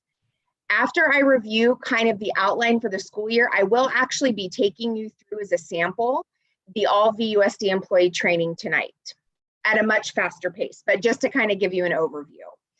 In addition, as I'm sure you guys can imagine, this year's been a little different for us, and we've had to prepare and plan for a few things that we didn't have to plan for in the past. And so in addition to our All VUSD employee training in August, we have also pushed out a custom training about our VUSD COVID-19 procedures and practices. And then we have also pushed out for June the integrated pest management for school staff. That is a very long title, but really what that means is it will provide the safety training required for all of our classified, certificated, and management staff. So they are able to use certain types of disinfectant products and cleaning products to clean their classrooms or to clean the spaces that they are working in. In September of 2020, all VUSD employees will do our mandated reporter training. AB 1432 requires this within the first 6 weeks of each school year and also within the first 6 weeks of hire. So this is a mandated training for child abuse prevention. In October of this year, our staff will partake in our injury and illness prevention plan training, reviewing with them what this plan is for our district and how it can support them in their jobs. As part of SB 1343, all of our employees will also receive sexual harassment prevention training during the month of October. In November, we will cover diversity awareness. This will provide training to all staff in that awareness. And this is really about staff and how we interact with our students. In December, all of our staff across the district will receive mandatory training in bloodborne pathogens and how to prevent any exposure to bloodborne pathogens. In January, we will train all of our employees across the district and how to be aware of discrimination in the workplace and different things that we all can do to prevent discrimination in the workplace. In February, as we know, our goal here is kids all day, every day, but we work with each other and we work with adults. And so in February, we will focus on how to be aware of diversity within ourselves as staff and how can we really use that to our advantage. And in March, we always want our teachers to be safe when they're hanging their bulletin boards or when we are changing lights. Our custodial staff is changing lights, and so we will end in March with ladder safety for all staff.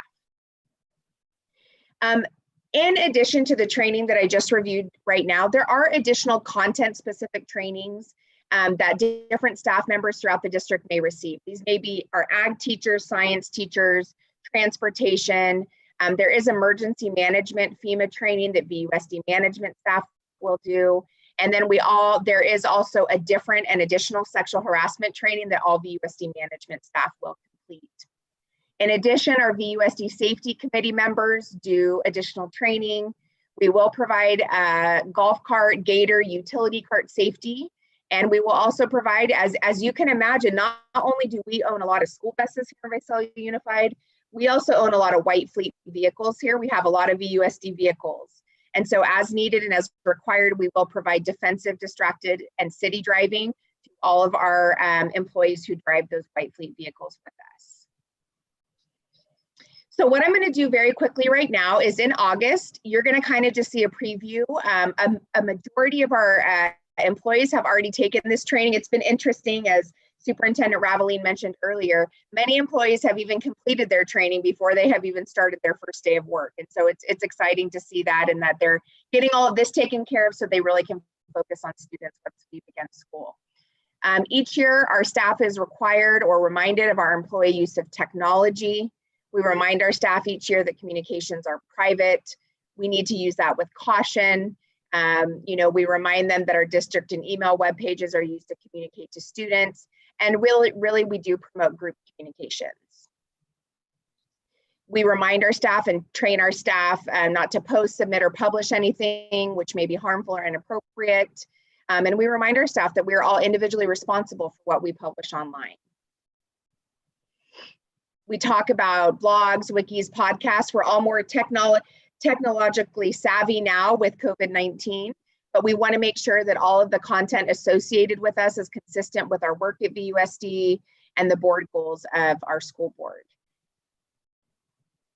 We also have all types of other district equipment, and so we remind our staff that the purpose of this equipment is for our students and for our staff and for use in instruction. And so it kind of goes through what they can do if they need to look at using it for a personal issue. Personal equipment must be pre-approved when it's brought into the classroom. We want to make sure that we don't have classrooms that look like living rooms and different types of things like that. And we want to make sure that we have those great educational spaces for our students. In order to, we've talked a lot about energy over the past few years at Visalia Unified, and we want to make sure that we're not wasting energy by having mini fridges and coffees and microwaves in every classroom. And so we make sure that we provide those options for staff members.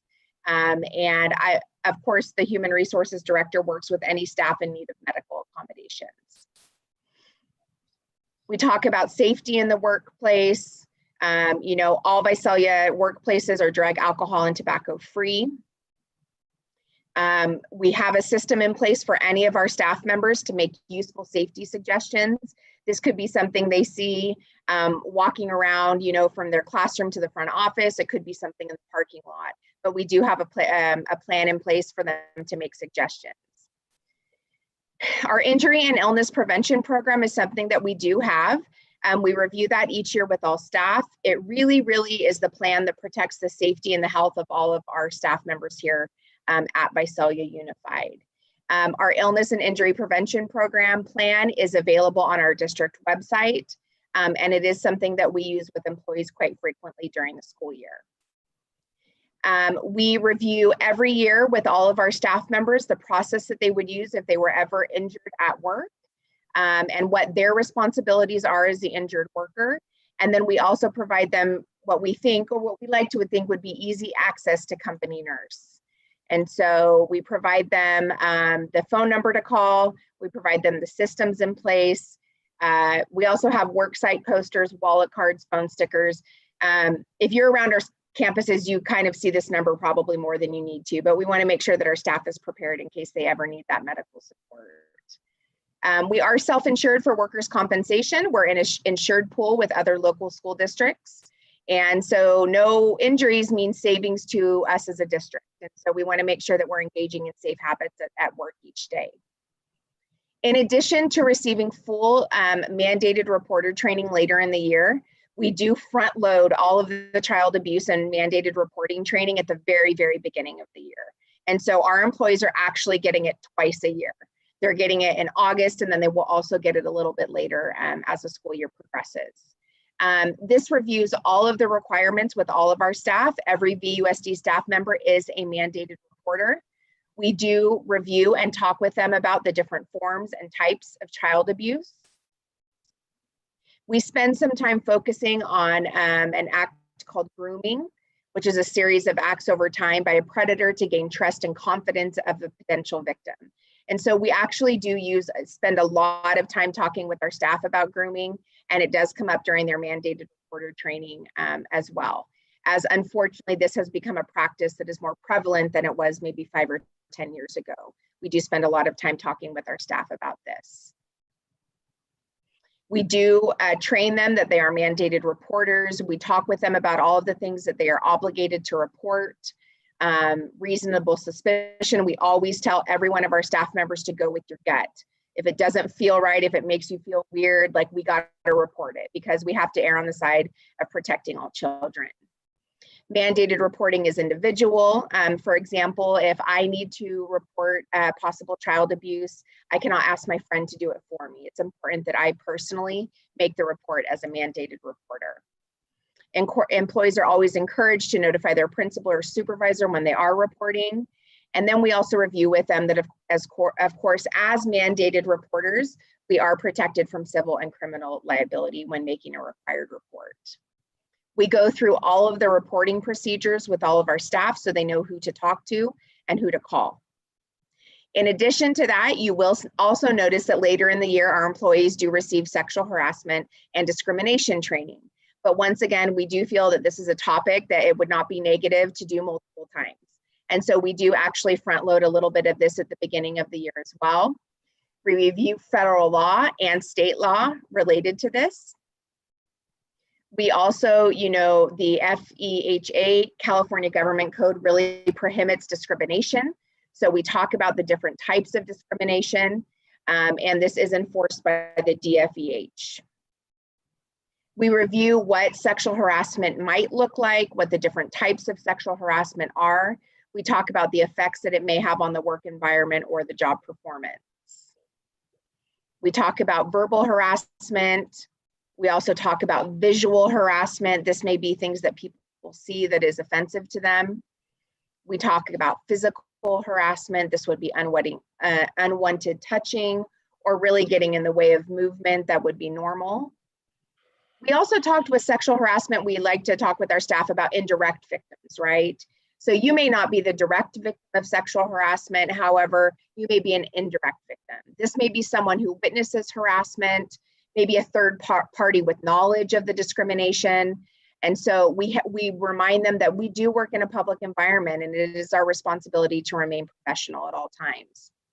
We talk about sexual harassment on campus. We spend a little bit of time going over some data with some of our high school students. We also talk about how sexual harassment on campus, how that feels to students and what it feels like and what kind of negative things we see from students when we see that. We focus with all of our staff on how to stop sexual harassment and what their responsibilities are as a staff member. We also review with our employees different types of discrimination and harassment. It may not be sexual in nature. There's discrimination and harassment based on race, age, religion, your disabilities, maybe your gender identity. And so we review all of those things with our staff each year.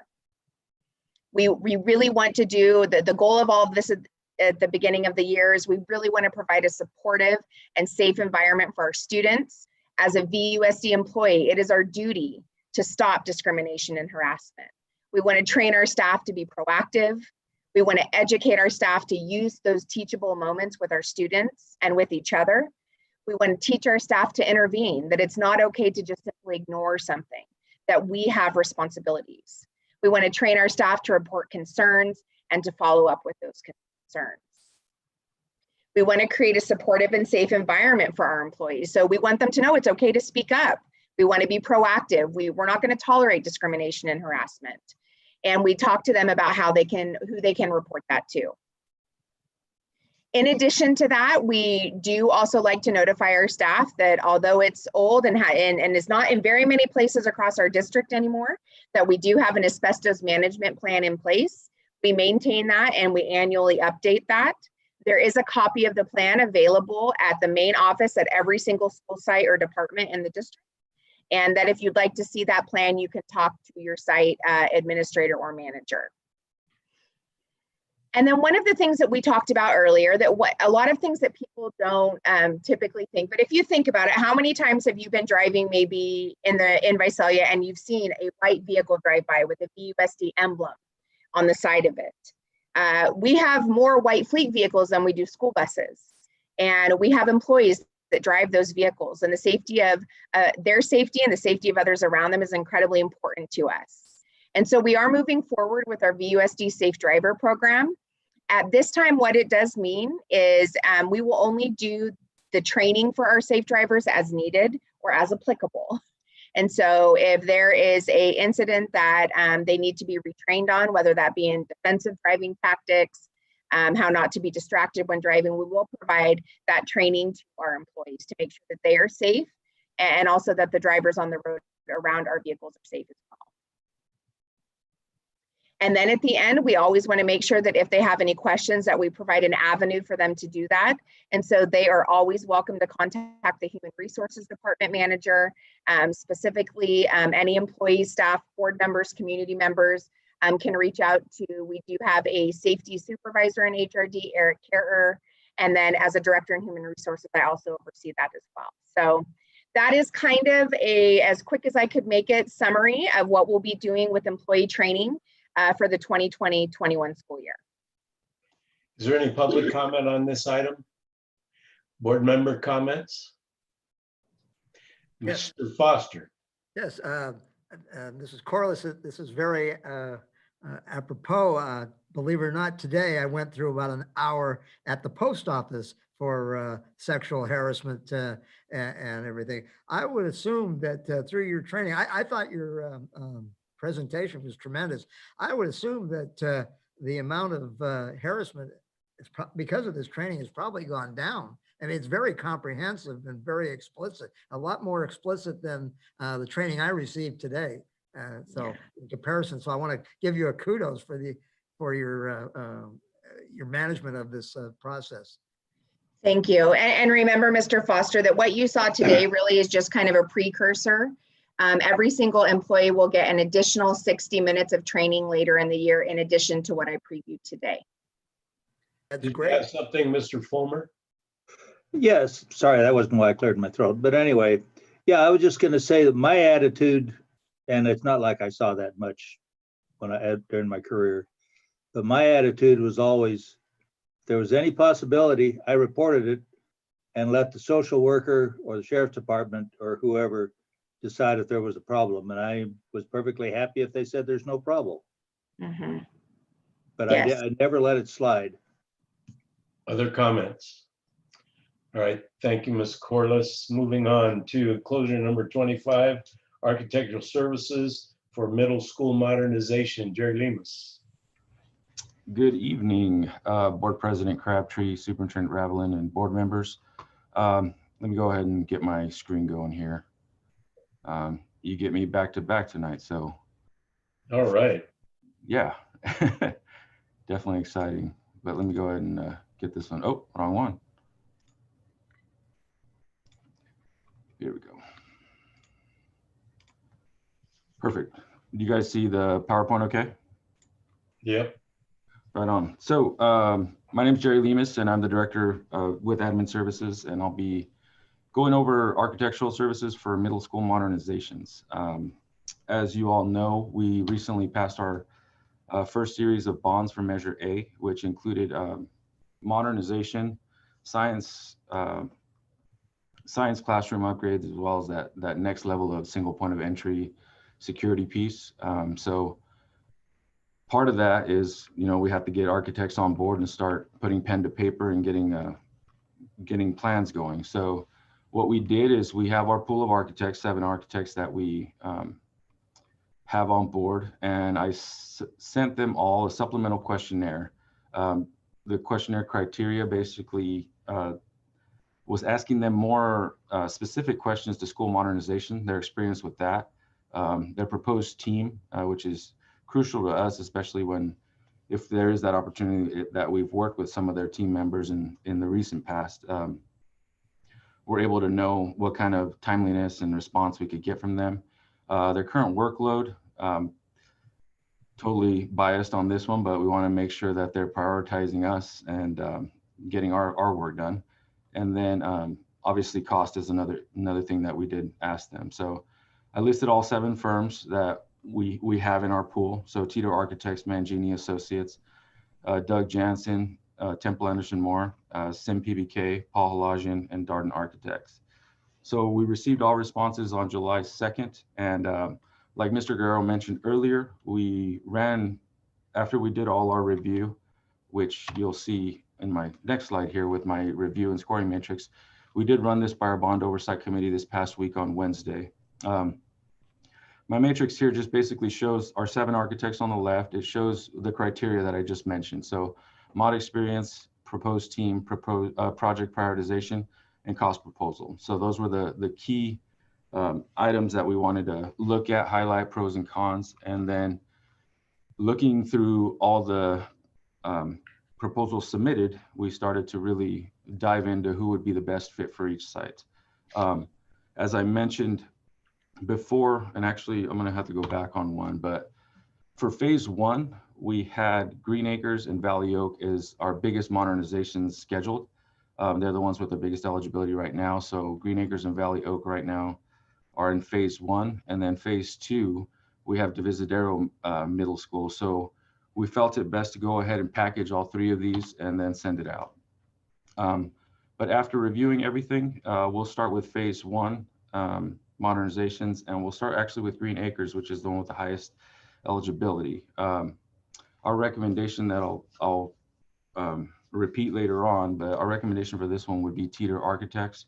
When we looked at mod experience, Teeter's been excellent, and we've actually worked with them at Ivanhoe, Goshen, some of our recent modernizations.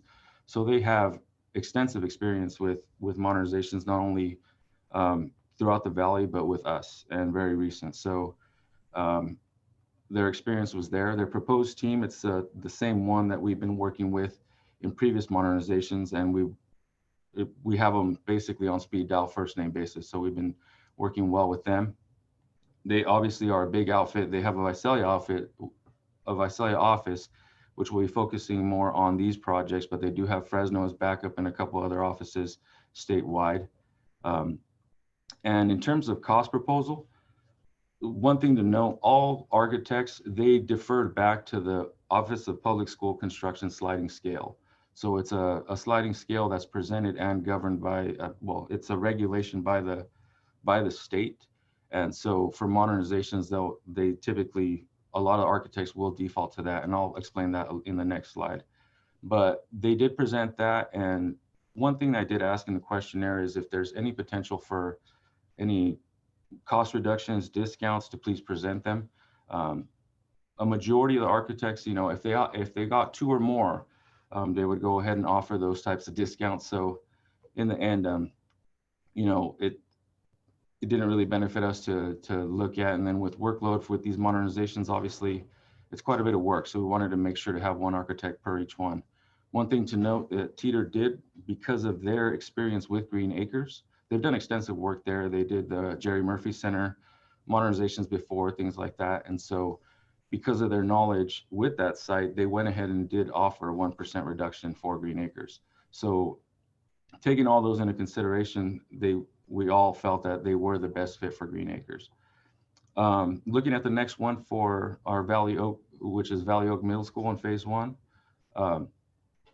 we looked at experience out in the Golden Block. Obviously the Golden Block, as you guys have heard before, a lot of infrastructure out there, whether it's power, gas, it's all intertwined because it's all one big site, one big parcel for us. And so knowledge of that was very crucial to our review of these proposals. And Mangini, as you guys have heard before, they are, and they're actually working on a current modernization at Golden West. So their knowledge of that block is just beneficial, plus their 30 years experience, not only working with us, but in the area in school projects was key. Their qualified staff, they always bring the same team, great team, and we've worked with them before as well. So we're happy with the team they proposed, as well as their sub-consultants. The electrical consultant, their mechanical, all of them are very familiar with the infrastructure that we have out there. And project prioritization, similar to Teeter, they're ready, and they're already working out there at Golden West. So they'd be finishing up the Golden West modernization as this one starts construction. Like I said, they offer the sliding scale. They did offer cost savings if they were granted 2 or more projects, but at this time we want them to focus on Golden West and then tackle this one as well. And then the third middle school, which is part of phase 2, Visalia Middle School. One architect that really shined on our review with this school, and actually their office is right around the corner from Divisadero, is Douglas K. Jansen Architect. We recently just finished Sequoia High School with them, and we are finishing up a modernization that we did this summer at Sycamore Valley Academy. Their experience is pretty extensive as well in modernizations and new construction. Their proposed team is the same team that we've had on the past 2 projects that I just mentioned. And they have a young core with Doug Jensen overseeing them. And we felt like they were the perfect fit to take on this one. They have the staff, like I mentioned, which is the same.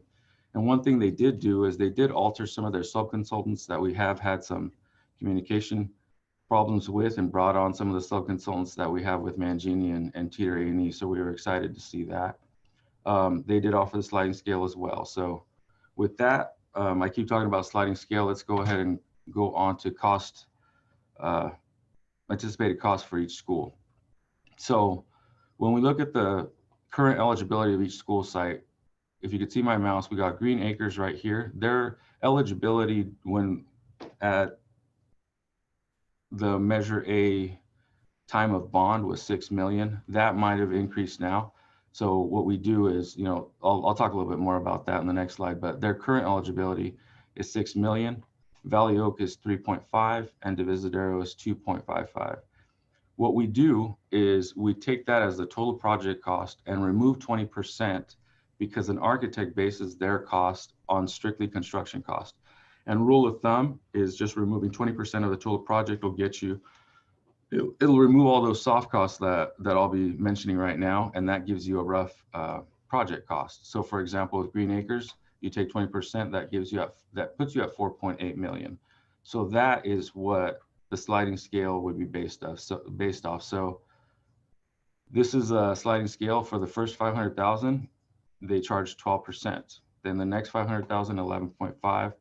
Next million, 11, and the next 4, 10, and then it just goes down to 8%.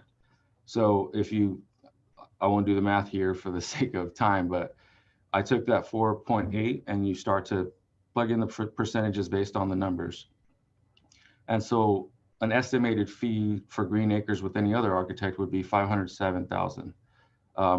Green Acres Middle School, since we're recommending Teeter and they offer that 1% reduction, that 1% reduction is spread out through all these phases. So instead of 12, they have 11. Instead of 11.5, they would do 10.5. So when you calculate all that, their cost savings would be just around $50,000. So it was just based on experience and everything like that, Teeter was just the perfect fit for that project. And I also showed Valley Oaks breakdown that would, based on a 3.5, construction cost estimated would be 2.8. And then you see the fees here and it comes roughly to 307,000. And then Divisadero, same thing, 2.5, we bring the construction cost and that brings us to a total of 231,000 A&E fee.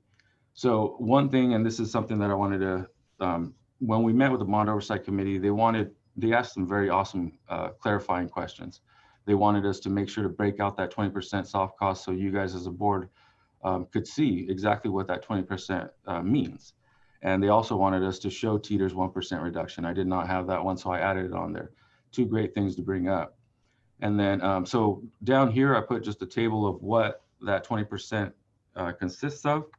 Architect, engineer, and these are all rough estimates. So if they come in lower, like let's say one of the items comes in at 0.5% versus a 1%, all that goes back into the project cost. So what we see typically is architecture and engineering fees. That's the architect's cost, around 8 to 9%. DSA plan check fees about 1%. Testing lab 1%. Inspector of records typically 1 or less. So we usually depends on the project duration, their time on site, and the scope of work. Hazardous material testing with old sites, we always have to go in there and test every material to make sure there's no hazardous material, and if there is, we have to abate it. So we include a 1% on that. Furniture, fixtures, and equipment, 2% usually. And then project construction contingency, we always have to roughly have a contingency of 5 to 10%, so that if there's any unforeseen conditions on a project, any owner-driven changes, we go ahead and have a contingency available that we control. So that brings us to that 20% that rule of thumb that we pull from the current eligibility. So Moving on from there, I wanted to really highlight the Bond Oversight Committee and our meeting that we had last week. And the questions, like Mr. Guerrero mentioned, they did bring up some really good points. So one of them is, one of the big questions was, why is the eligibility higher for Green Acres as compared to Divisadero and Valley Oak? And like I put in here, eligibility is based on age of the school and taking into consideration eligibility used for any modernizations and construction done within each 25-year cycle since it was built. So, you know, right now, Green Acres is at 6 million. Whenever we actually submit our intent to the state, that eligibility might be a little higher. So we'll try to maximize that and make sure we get our matching funds. But that is basically what it is. If there's a project that happened within that 25-year cycle, it brings down their eligibility. So for example, like Green Acres, one of the big projects that happened there was the Jerry Murphy Center. It did knock down their eligibility a little bit, but they still have 6 million. I highlighted a couple other projects at Valley Oak and Diviz as to why they are lower. In 2001, they had a modernization. And then in 2003, they actually added a 12 modular classroom wing out there. So that drove down their eligibility a little bit because it is within the 25-year mark. And then Divisadero added 8 new classrooms in 2001. And so that was 8 new classrooms. And then they had an NPR, which is the Coliseum there, in 2002. So like I mentioned before, eligibility more than likely will be a little higher at the time we submit plans to the state. So we'll use that and fluctuate to be able to incorporate more modernization within these sites. Another question that came up was, what is the cost for Green Acres with Teeter's proposed reduction? Like I mentioned, I added that one to the cost spreadsheet. So that was a great one so that you guys are able to see the savings there. What is the plan for science modernization and security at these schools? So what we do is we capitalize on the benefit of having each architect at a specific site. For example, with these, we promised, with Measure A, we promised science classroom upgrades to middle and high school. So we wanted to make sure to include those in the modernization work. So when we have an architect there, they'll plan for that science, those science upgrades, but then also the security infrastructure, what we need for more cameras, things like that, they'll incorporate it within the modernization. And if we run into any standalone architect need, like for example, El Diamante High School doesn't have much eligibility, but with the bond, we were slated to upgrade their science classrooms. Mount Whitney, same thing. So we would do a standalone request for proposals from architects and bring that for your approval. And then this was the other one that I broke out and I talked in detail of, was that what does the estimated 20% soft cost total consist of? So I kind of gave a breakdown of that. And with that, our recommended action tonight is to move forward with contractual agreements with architectural firms as followed. So like I mentioned, Green Acres Middle School, we'd like to see Teeter move forward with that one. Valley Oak Middle School, I'd like to see Mangini Associates do that one. And then Divisadero Middle School, we got Douglas K. Jansen. And just kind of wanted to touch on this one. With the 2 that we have in phase 1, we've already reached out to both sites, Green Acres and Valley Oak, and they actually already have a design team set up with administrators, with department heads. So we really want to establish teams at these sites so that we get more input from staff, you know, the people in the classroom, the ones that are dealing with the ins and outs of the daily. So we wanted to make sure to include them. So those 2 sites have their teams ready. And then Divisadero will be reaching out to them. They're in phase 2, but we'll also have them start establishing their team. So with that, those are the recommended action items, but we'll move on to questions and I'll move back to that one for now. Do you have public comment on this item? We have one public comment item, President Crabtree. The public comment is from Nick Messia. Mr. Lemus presented this to the Bond Oversight Committee last week because Measure A funds will be used to complete these projects. At the last board meeting, as well as at the Bond Oversight Committee meeting, Mr. Hernandez presented the issuance of the Measure A bonds. Both items were a welcome and positive discussion with many of the talking points provided to the board here tonight. We all know that Measure A was broken into 2 fundamental parts, the 5th high school and these modernization projects. In addition, the board took action not to advance the 5th high school at this time due to the high cost and lack of state funding. I recommend that the board discuss the remaining Measure A funds for the 5th high school, specifically what the next steps are in relation to either issuing the bonds or releasing this obligation to the residents. That is all. Thank you. Board member comments. Mr. Foster. Thank you, Mr. President. Mr. Lemus, thank you for explaining the priority scale. I tried getting the previous administration to try to explain that to me, and you actually very well clarified why one school is a priority one and a priority two. Did you have an administrative team in addition to the Bond Oversight Committee look into this? Yeah, so we had our team of basically anybody who's going to be managing this contract with me. So we had our maintenance team, we had our internal auditor also review these. We had purchasing, we had our budget team. We all looked at these to make sure that they were in line with the request that we had sent out. Second, how long will these plans take? When would construction begin? I'm really interested, obviously, about Divisadero Middle School. When do you think construction would begin, please? Our goal is to start, and based on modernizations like we have, it wouldn't be seven phases like Golden West, but based on this probably being a phase type of project, Green Acres and Valley Oak, we're hoping to break ground next summer, and then Divisadero would be that following year. So 2022 would be Divisadero phase 2. Thank you, sir. Yep. Other board member comments? Dr. Vasquez. Thank you, Mr. President. Yes, Jerry, thank you. That was a good explanation of a lot of those technical things that we hadn't always been able to wrap our hand around sometimes. I also want to thank the Oversight Board. I know that you guys have worked really hard on oversight, which is what your job is. But if we could have a presentation next time or the time after that to find out what our options are, since we did realize, that the high school, we just can't afford it at this time. I know one of the things that was said was we can wait because we still have to use this part of the bond and we have plenty of jobs to do with that. But just to find out what our options are, do we need to go back to the public to ask permission to do more management or not ask for the other part of the bond? I just, I'm learning so much about bonds and the way they work. But if we could have a presentation on what legally our options are, if we do have to go. I know that elections are very expensive to actually go back to do those things. But if we could just have an idea of options, I would really appreciate that. So we can have a clear understanding of what steps to make, since we did not go forward the way that we thought. We really thought we were going to have more money available from the matching fund. It just didn't happen. So I would like that. Please. Sounds like somebody's doing their dishes in the background.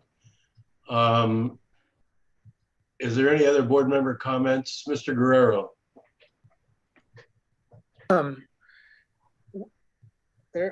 You mentioned Jerry Murphy and the building at Green Acres, and then the Coliseum at Divisadero. And what happened with those buildings is that there was a funding stream that came from the state of California that allowed for municipalities to work together. And we took advantage of that, and it saved the Visalia Unified School District a considerable amount of money because we went in partnership with the city of Visalia. When we were having project list discussions, unfunded project list discussions this winter, I was talking, I was pursuing or asking if those funding streams still existed. And it's my understanding, I was told at that time that at this time, those funding streams are not available.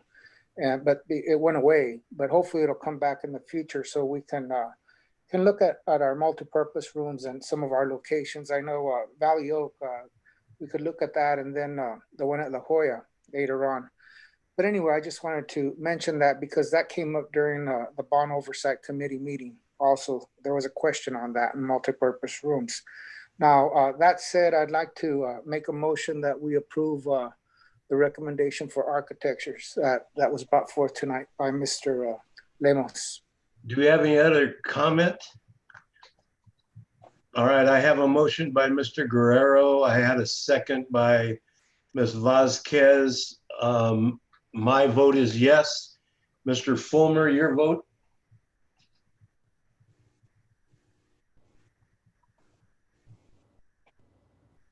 Mr. Fulmer. Yes, I couldn't get the microphone to respond. Yes. Board Member Gamoyen. Yes. Board Member Guerrero. Yes. Board Member Naylor Yes. and Board Member Vasquez. Yes. Thank you. It's unanimous. Don't forget me, Mr. President.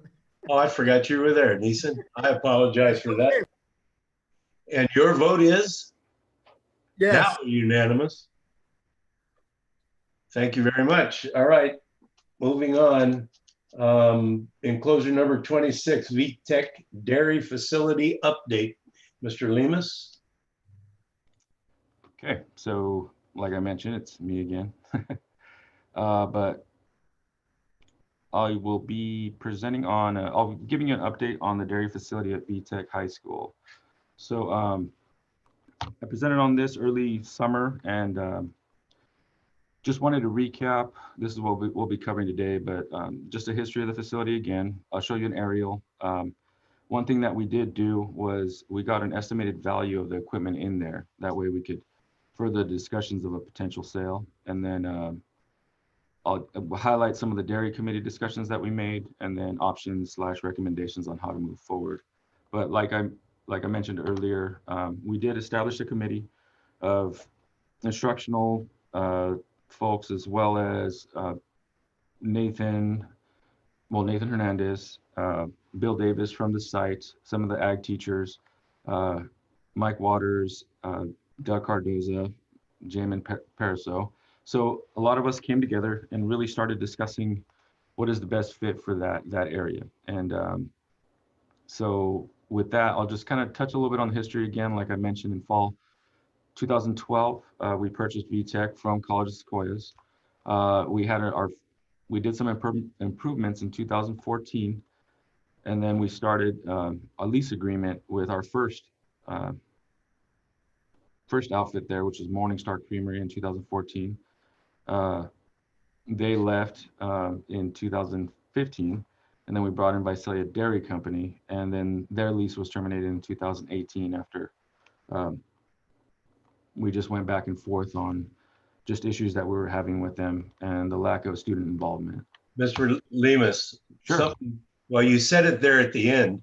I just wanted to point out that the purpose of leasing this dairy out was to give an education to students in the dairy business as it was in that facility, but it never ever come to fruition because you put people in there that were not able to make money, so they don't have time to educate kids when they're trying to figure out how to meet their bottom line. So that's why we are where we are today with this stuff.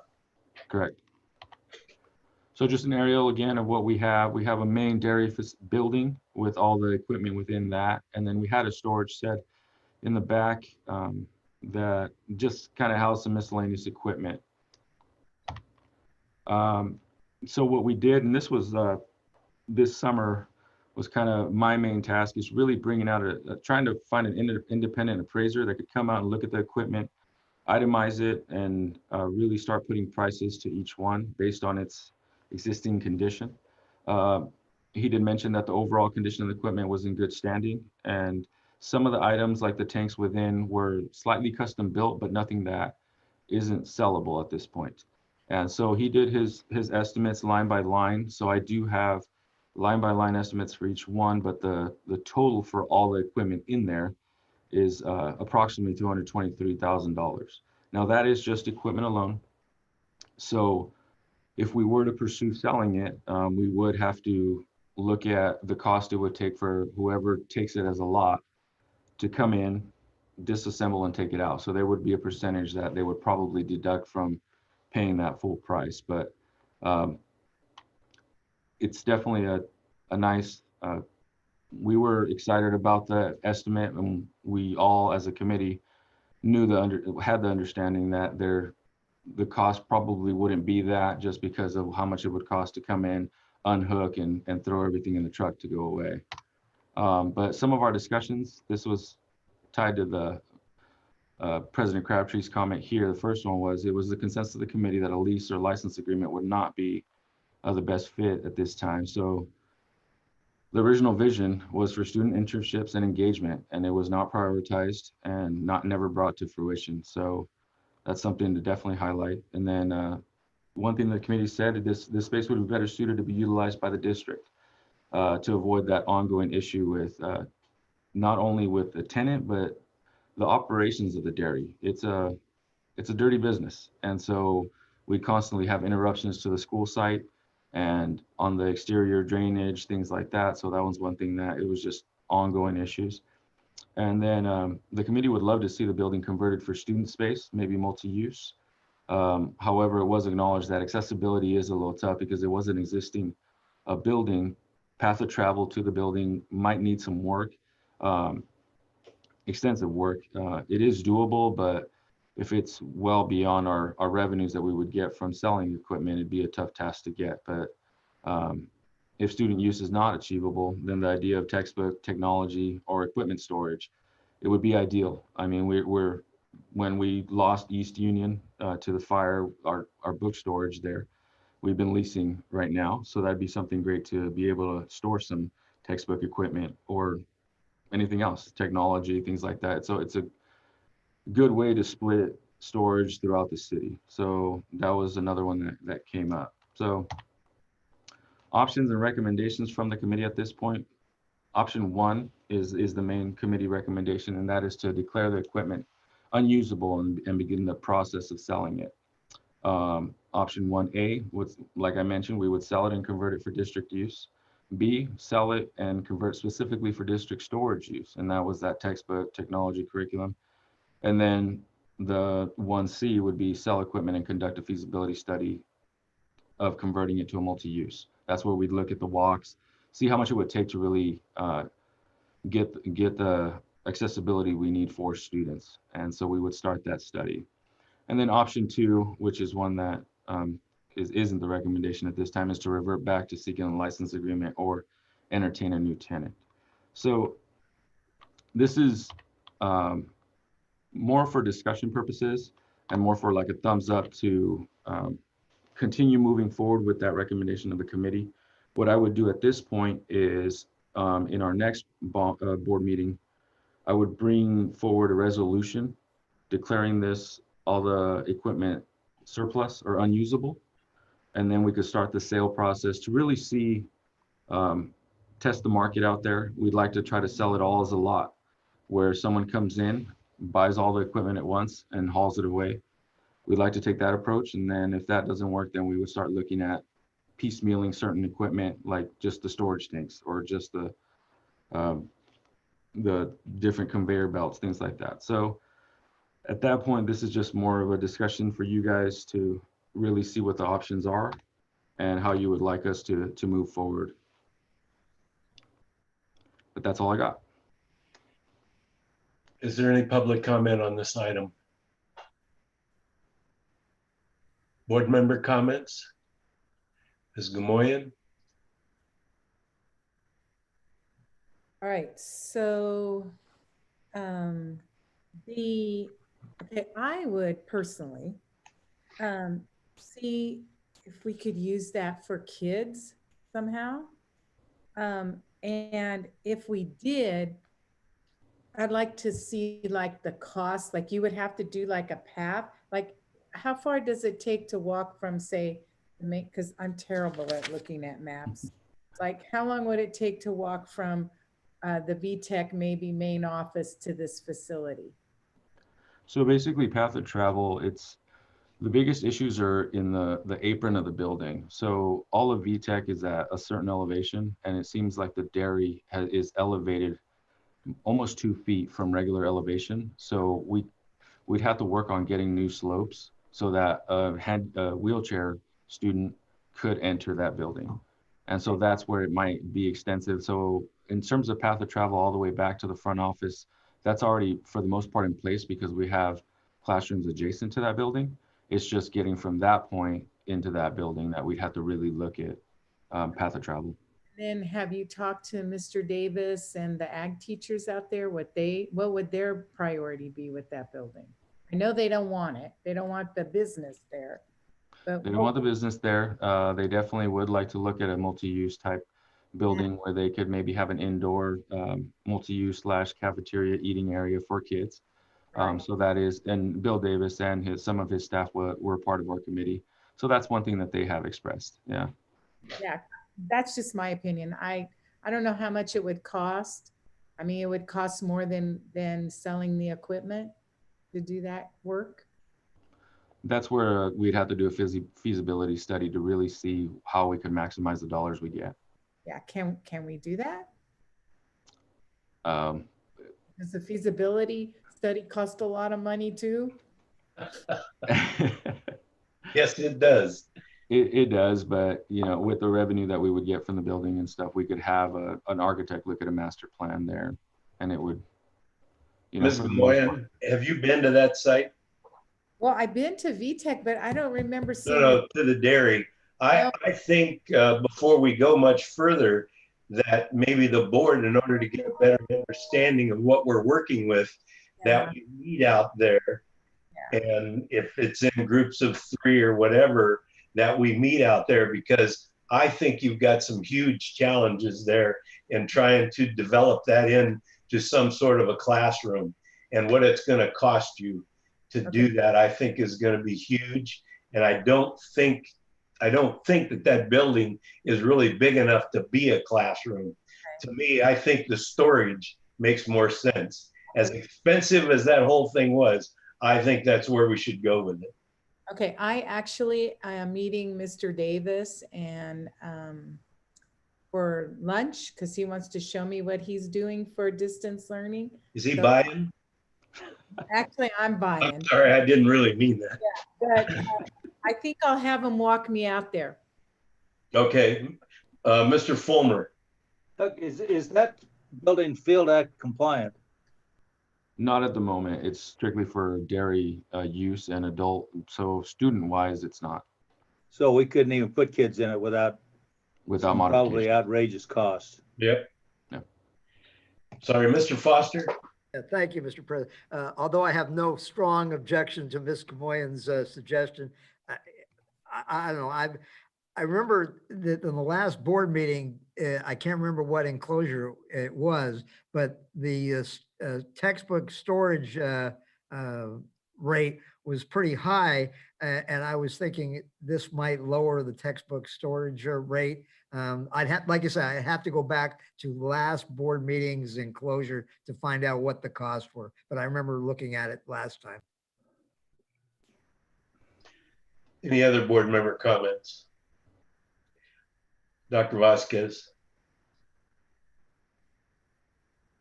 I'd love to go take a look when it's convenient. I'd really like VTech and like go in there, and I've got a bunch of egg cartons I have to drop off anyway. So whenever it's good. If you're listening, Mr. Davis, just shoot me an email whenever it's convenient. I'd love to come by. Thank you. Other comments? Okay, Mr. Lemus, does that give you a rough idea of what we're thinking? Yeah, so I think at this point, the lease option is not something that we want to continue to entertain. So I personally am totally against that one. I've seen that thing. Just it's been a bad deal all the way around. It's time to move on. So what I'll do is I'll start getting a resolution drafted up to declare that equipment surplus and see what we could do about selling the equipment. That's my feeling. All right. Thank you very much. Mr. Hernandez, you have one for us. VUSD 2020-21 45-day budget revision, enclosure number 27. Good evening, Mr. Crabtree and members of the board, and Dr. Ravelin, Nathan Hernandez, Admin Services.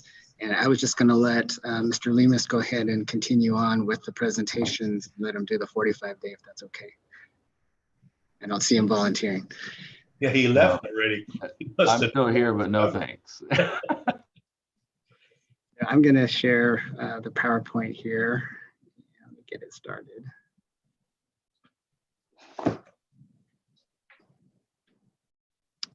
Yeah, earlier this evening, the board approved on the consent calendar the budget revision number 1, and technically that is our 45-day revision.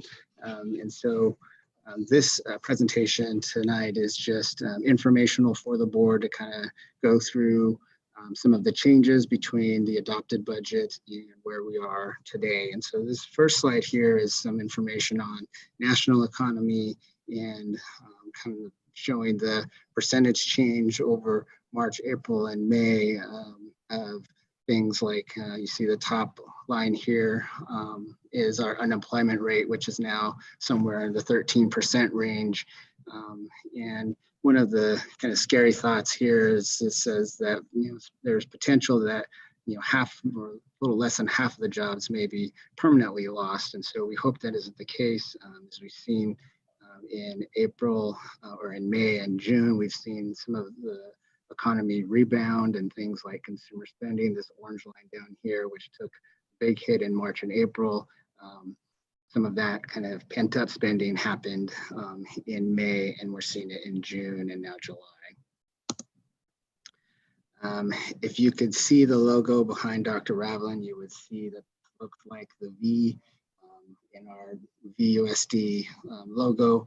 This is the UCLA Anderson School forecast for gross domestic product. And you can see they're projecting a better recovery. This is that V-shaped recovery that they've been suggesting could occur, with 2020 taking 7% hit in gross domestic product, but then recovering in 21, and in 22 and 23 being back to where we are or where we were before the pandemic started.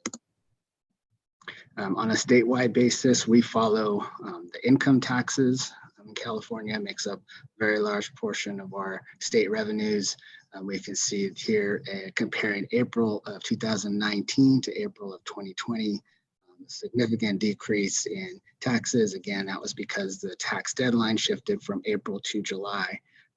The July returns are starting to come in. We're starting to get numbers on July, and July does look a little bit better than what was projected in the state budget, but still down by about 13% from prior year. So we're still seeing the impact of the pandemic on the economy is reducing our state's revenues overall. And so this is one of the tools that the state used to balance the budget. They withdrew about half of the state's rainy day fund, or $7.8 billion. This is just one of those measures that they took. The other, and there still could be a state budget revision later this year. If the economy continues to suffer this downturn and unemployment stays high, the state could come back and adjust their budget mid-year. So we haven't heard if that's happening, but that's an option for them if the economy continues to act the way it is. Another tool that the state used to balance the budget is deferrals. So instead of cutting our revenues, they just moved them from June to July. And so this deferral already occurred. This happened in June, and these funds have actually already been paid back. And this was about $35 million to our budget. Because we do have a reserve, we're able to go through this deferral without having to make any, without having to take a loan or any type of letter of credit or anything to continue to pay our vendors and our employees. One of the items in the state budget said that if there were federal funds that came, there would be this trigger off. And so you can see for 2021, total deferrals are about $12 million. And if there are federal funds that come, additional federal stimulus monies, that deferral would be eliminated. That doesn't provide additional funding to our budget, but it would reduce the amount of cash that we may have to borrow next year. Because if we look at overall deferrals, you can see in 1920, we just had the June to July, but in 2021, beginning in February, we'll have revenues that we won't receive from the state, cash we won't receive from the state in the current year move to the next year. So when we get to this point in April or May, it's likely that we'll be looking at some type of cash borrowing so that we can continue to pay our vendors and pay our employees. So this just shares some of the changes between the January budget proposal, which seems like years ago now. The state was proposing additional funding and a COLA. And then in May, which is where we were when we adopted our budget, this is what our budget was adopted on, showing a $6.5 billion reduction in the local control funding formula. And then the enacted budget, which is zero. So zero change from 1920, meaning that from May, our state LCFF funding will be restored. And so I'll share what that amount is here in a second. The statutory COLA for 2021 projected at 2.29%, ended at 2.31, but again was not funded. So our funding for this year is the same as 1920. And then again, no one-time discretionary funds, which have not been in our budget for the last couple of years. So this is what the restoration looks like for VUSD for the LCFF funding. And this is what was included in our 45-day budget revision. It's an increase from our adopted budget of just over $23.5 million. And that includes the district and all of our charter schools. So you can see the major adjustments are those changes to the LCFF funding. It also includes changes to federal funding, and that's for the CARES Act funding that is coming from both federal government allocated directly to schools. We did budget some of that at our adopted budget. And then the remainder, which came just more recently, the coronavirus relief funding that's coming from the state's allocation of CARES funds. And so it's a total of just under $30 million in CARES funding. And that's what we're using to address all of the things that we've been discussing with distance learning and trying to get ready for kids to come back to school. Professional development, salaries, and we expect to have an additional transportation and custodial and nutritional services costs, the technology, instructional platforms, cleaning supplies, and these other areas, including additional instructional materials for school sites. So when we look at the multi-year projection for this year, 2021, you can see that in our unrestricted general fund, we went from a deficit of about 9 million to now a surplus. We'll continue to hold that surplus for the next 2 years. That's really going to depend on what happens in the economy. This right now is just it's an estimate of where we are today. It will change probably tomorrow, as we've seen change happens very quickly. But this is where we are right now. If there are no significant changes in the economy, we can expect that the state will push those cuts to next fiscal year, 21, 22. And so we need to make sure that we're prepared to take whatever actions we need to take to continue to keep our budget balanced. So with that, I will open it up to questions. Is there any public comment on this item? There is one public comment for President Crabtree. It is from Nick Messia. On the final slide of Mr. Hernandez's presentation, the multi-year projections for the unrestricted general fund was provided for this fiscal year as well as the next two. What will the district do to avoid the fund surplus from decreasing 3.36 million the first year and 1.05 million the second year? How will this affect reserves? Will this negatively affect other funds? And if so, what measures will the board implement to ensure fiscal responsibility? That ends public comment on this item. Did you have any comment on that at this time, Mr. Hernandez? Well, again, it is early to look at those 2 out years. We know that we've negotiated, or we have some tentative agreements with our bargaining units and with our management groups to help offset some of those cost increases in salaries and benefits.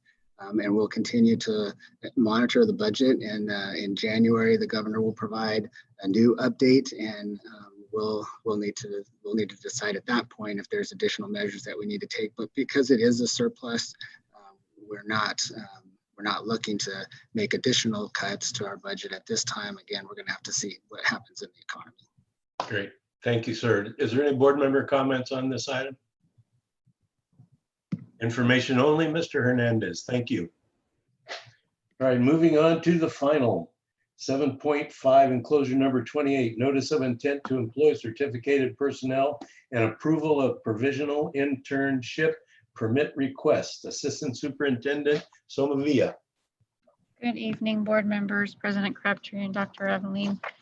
I have for you 3 candidates that we'd like to employ to be educational specialists, so special education teachers, and they just need some time to be intern eligible. So I'm asking for you to approve this tonight.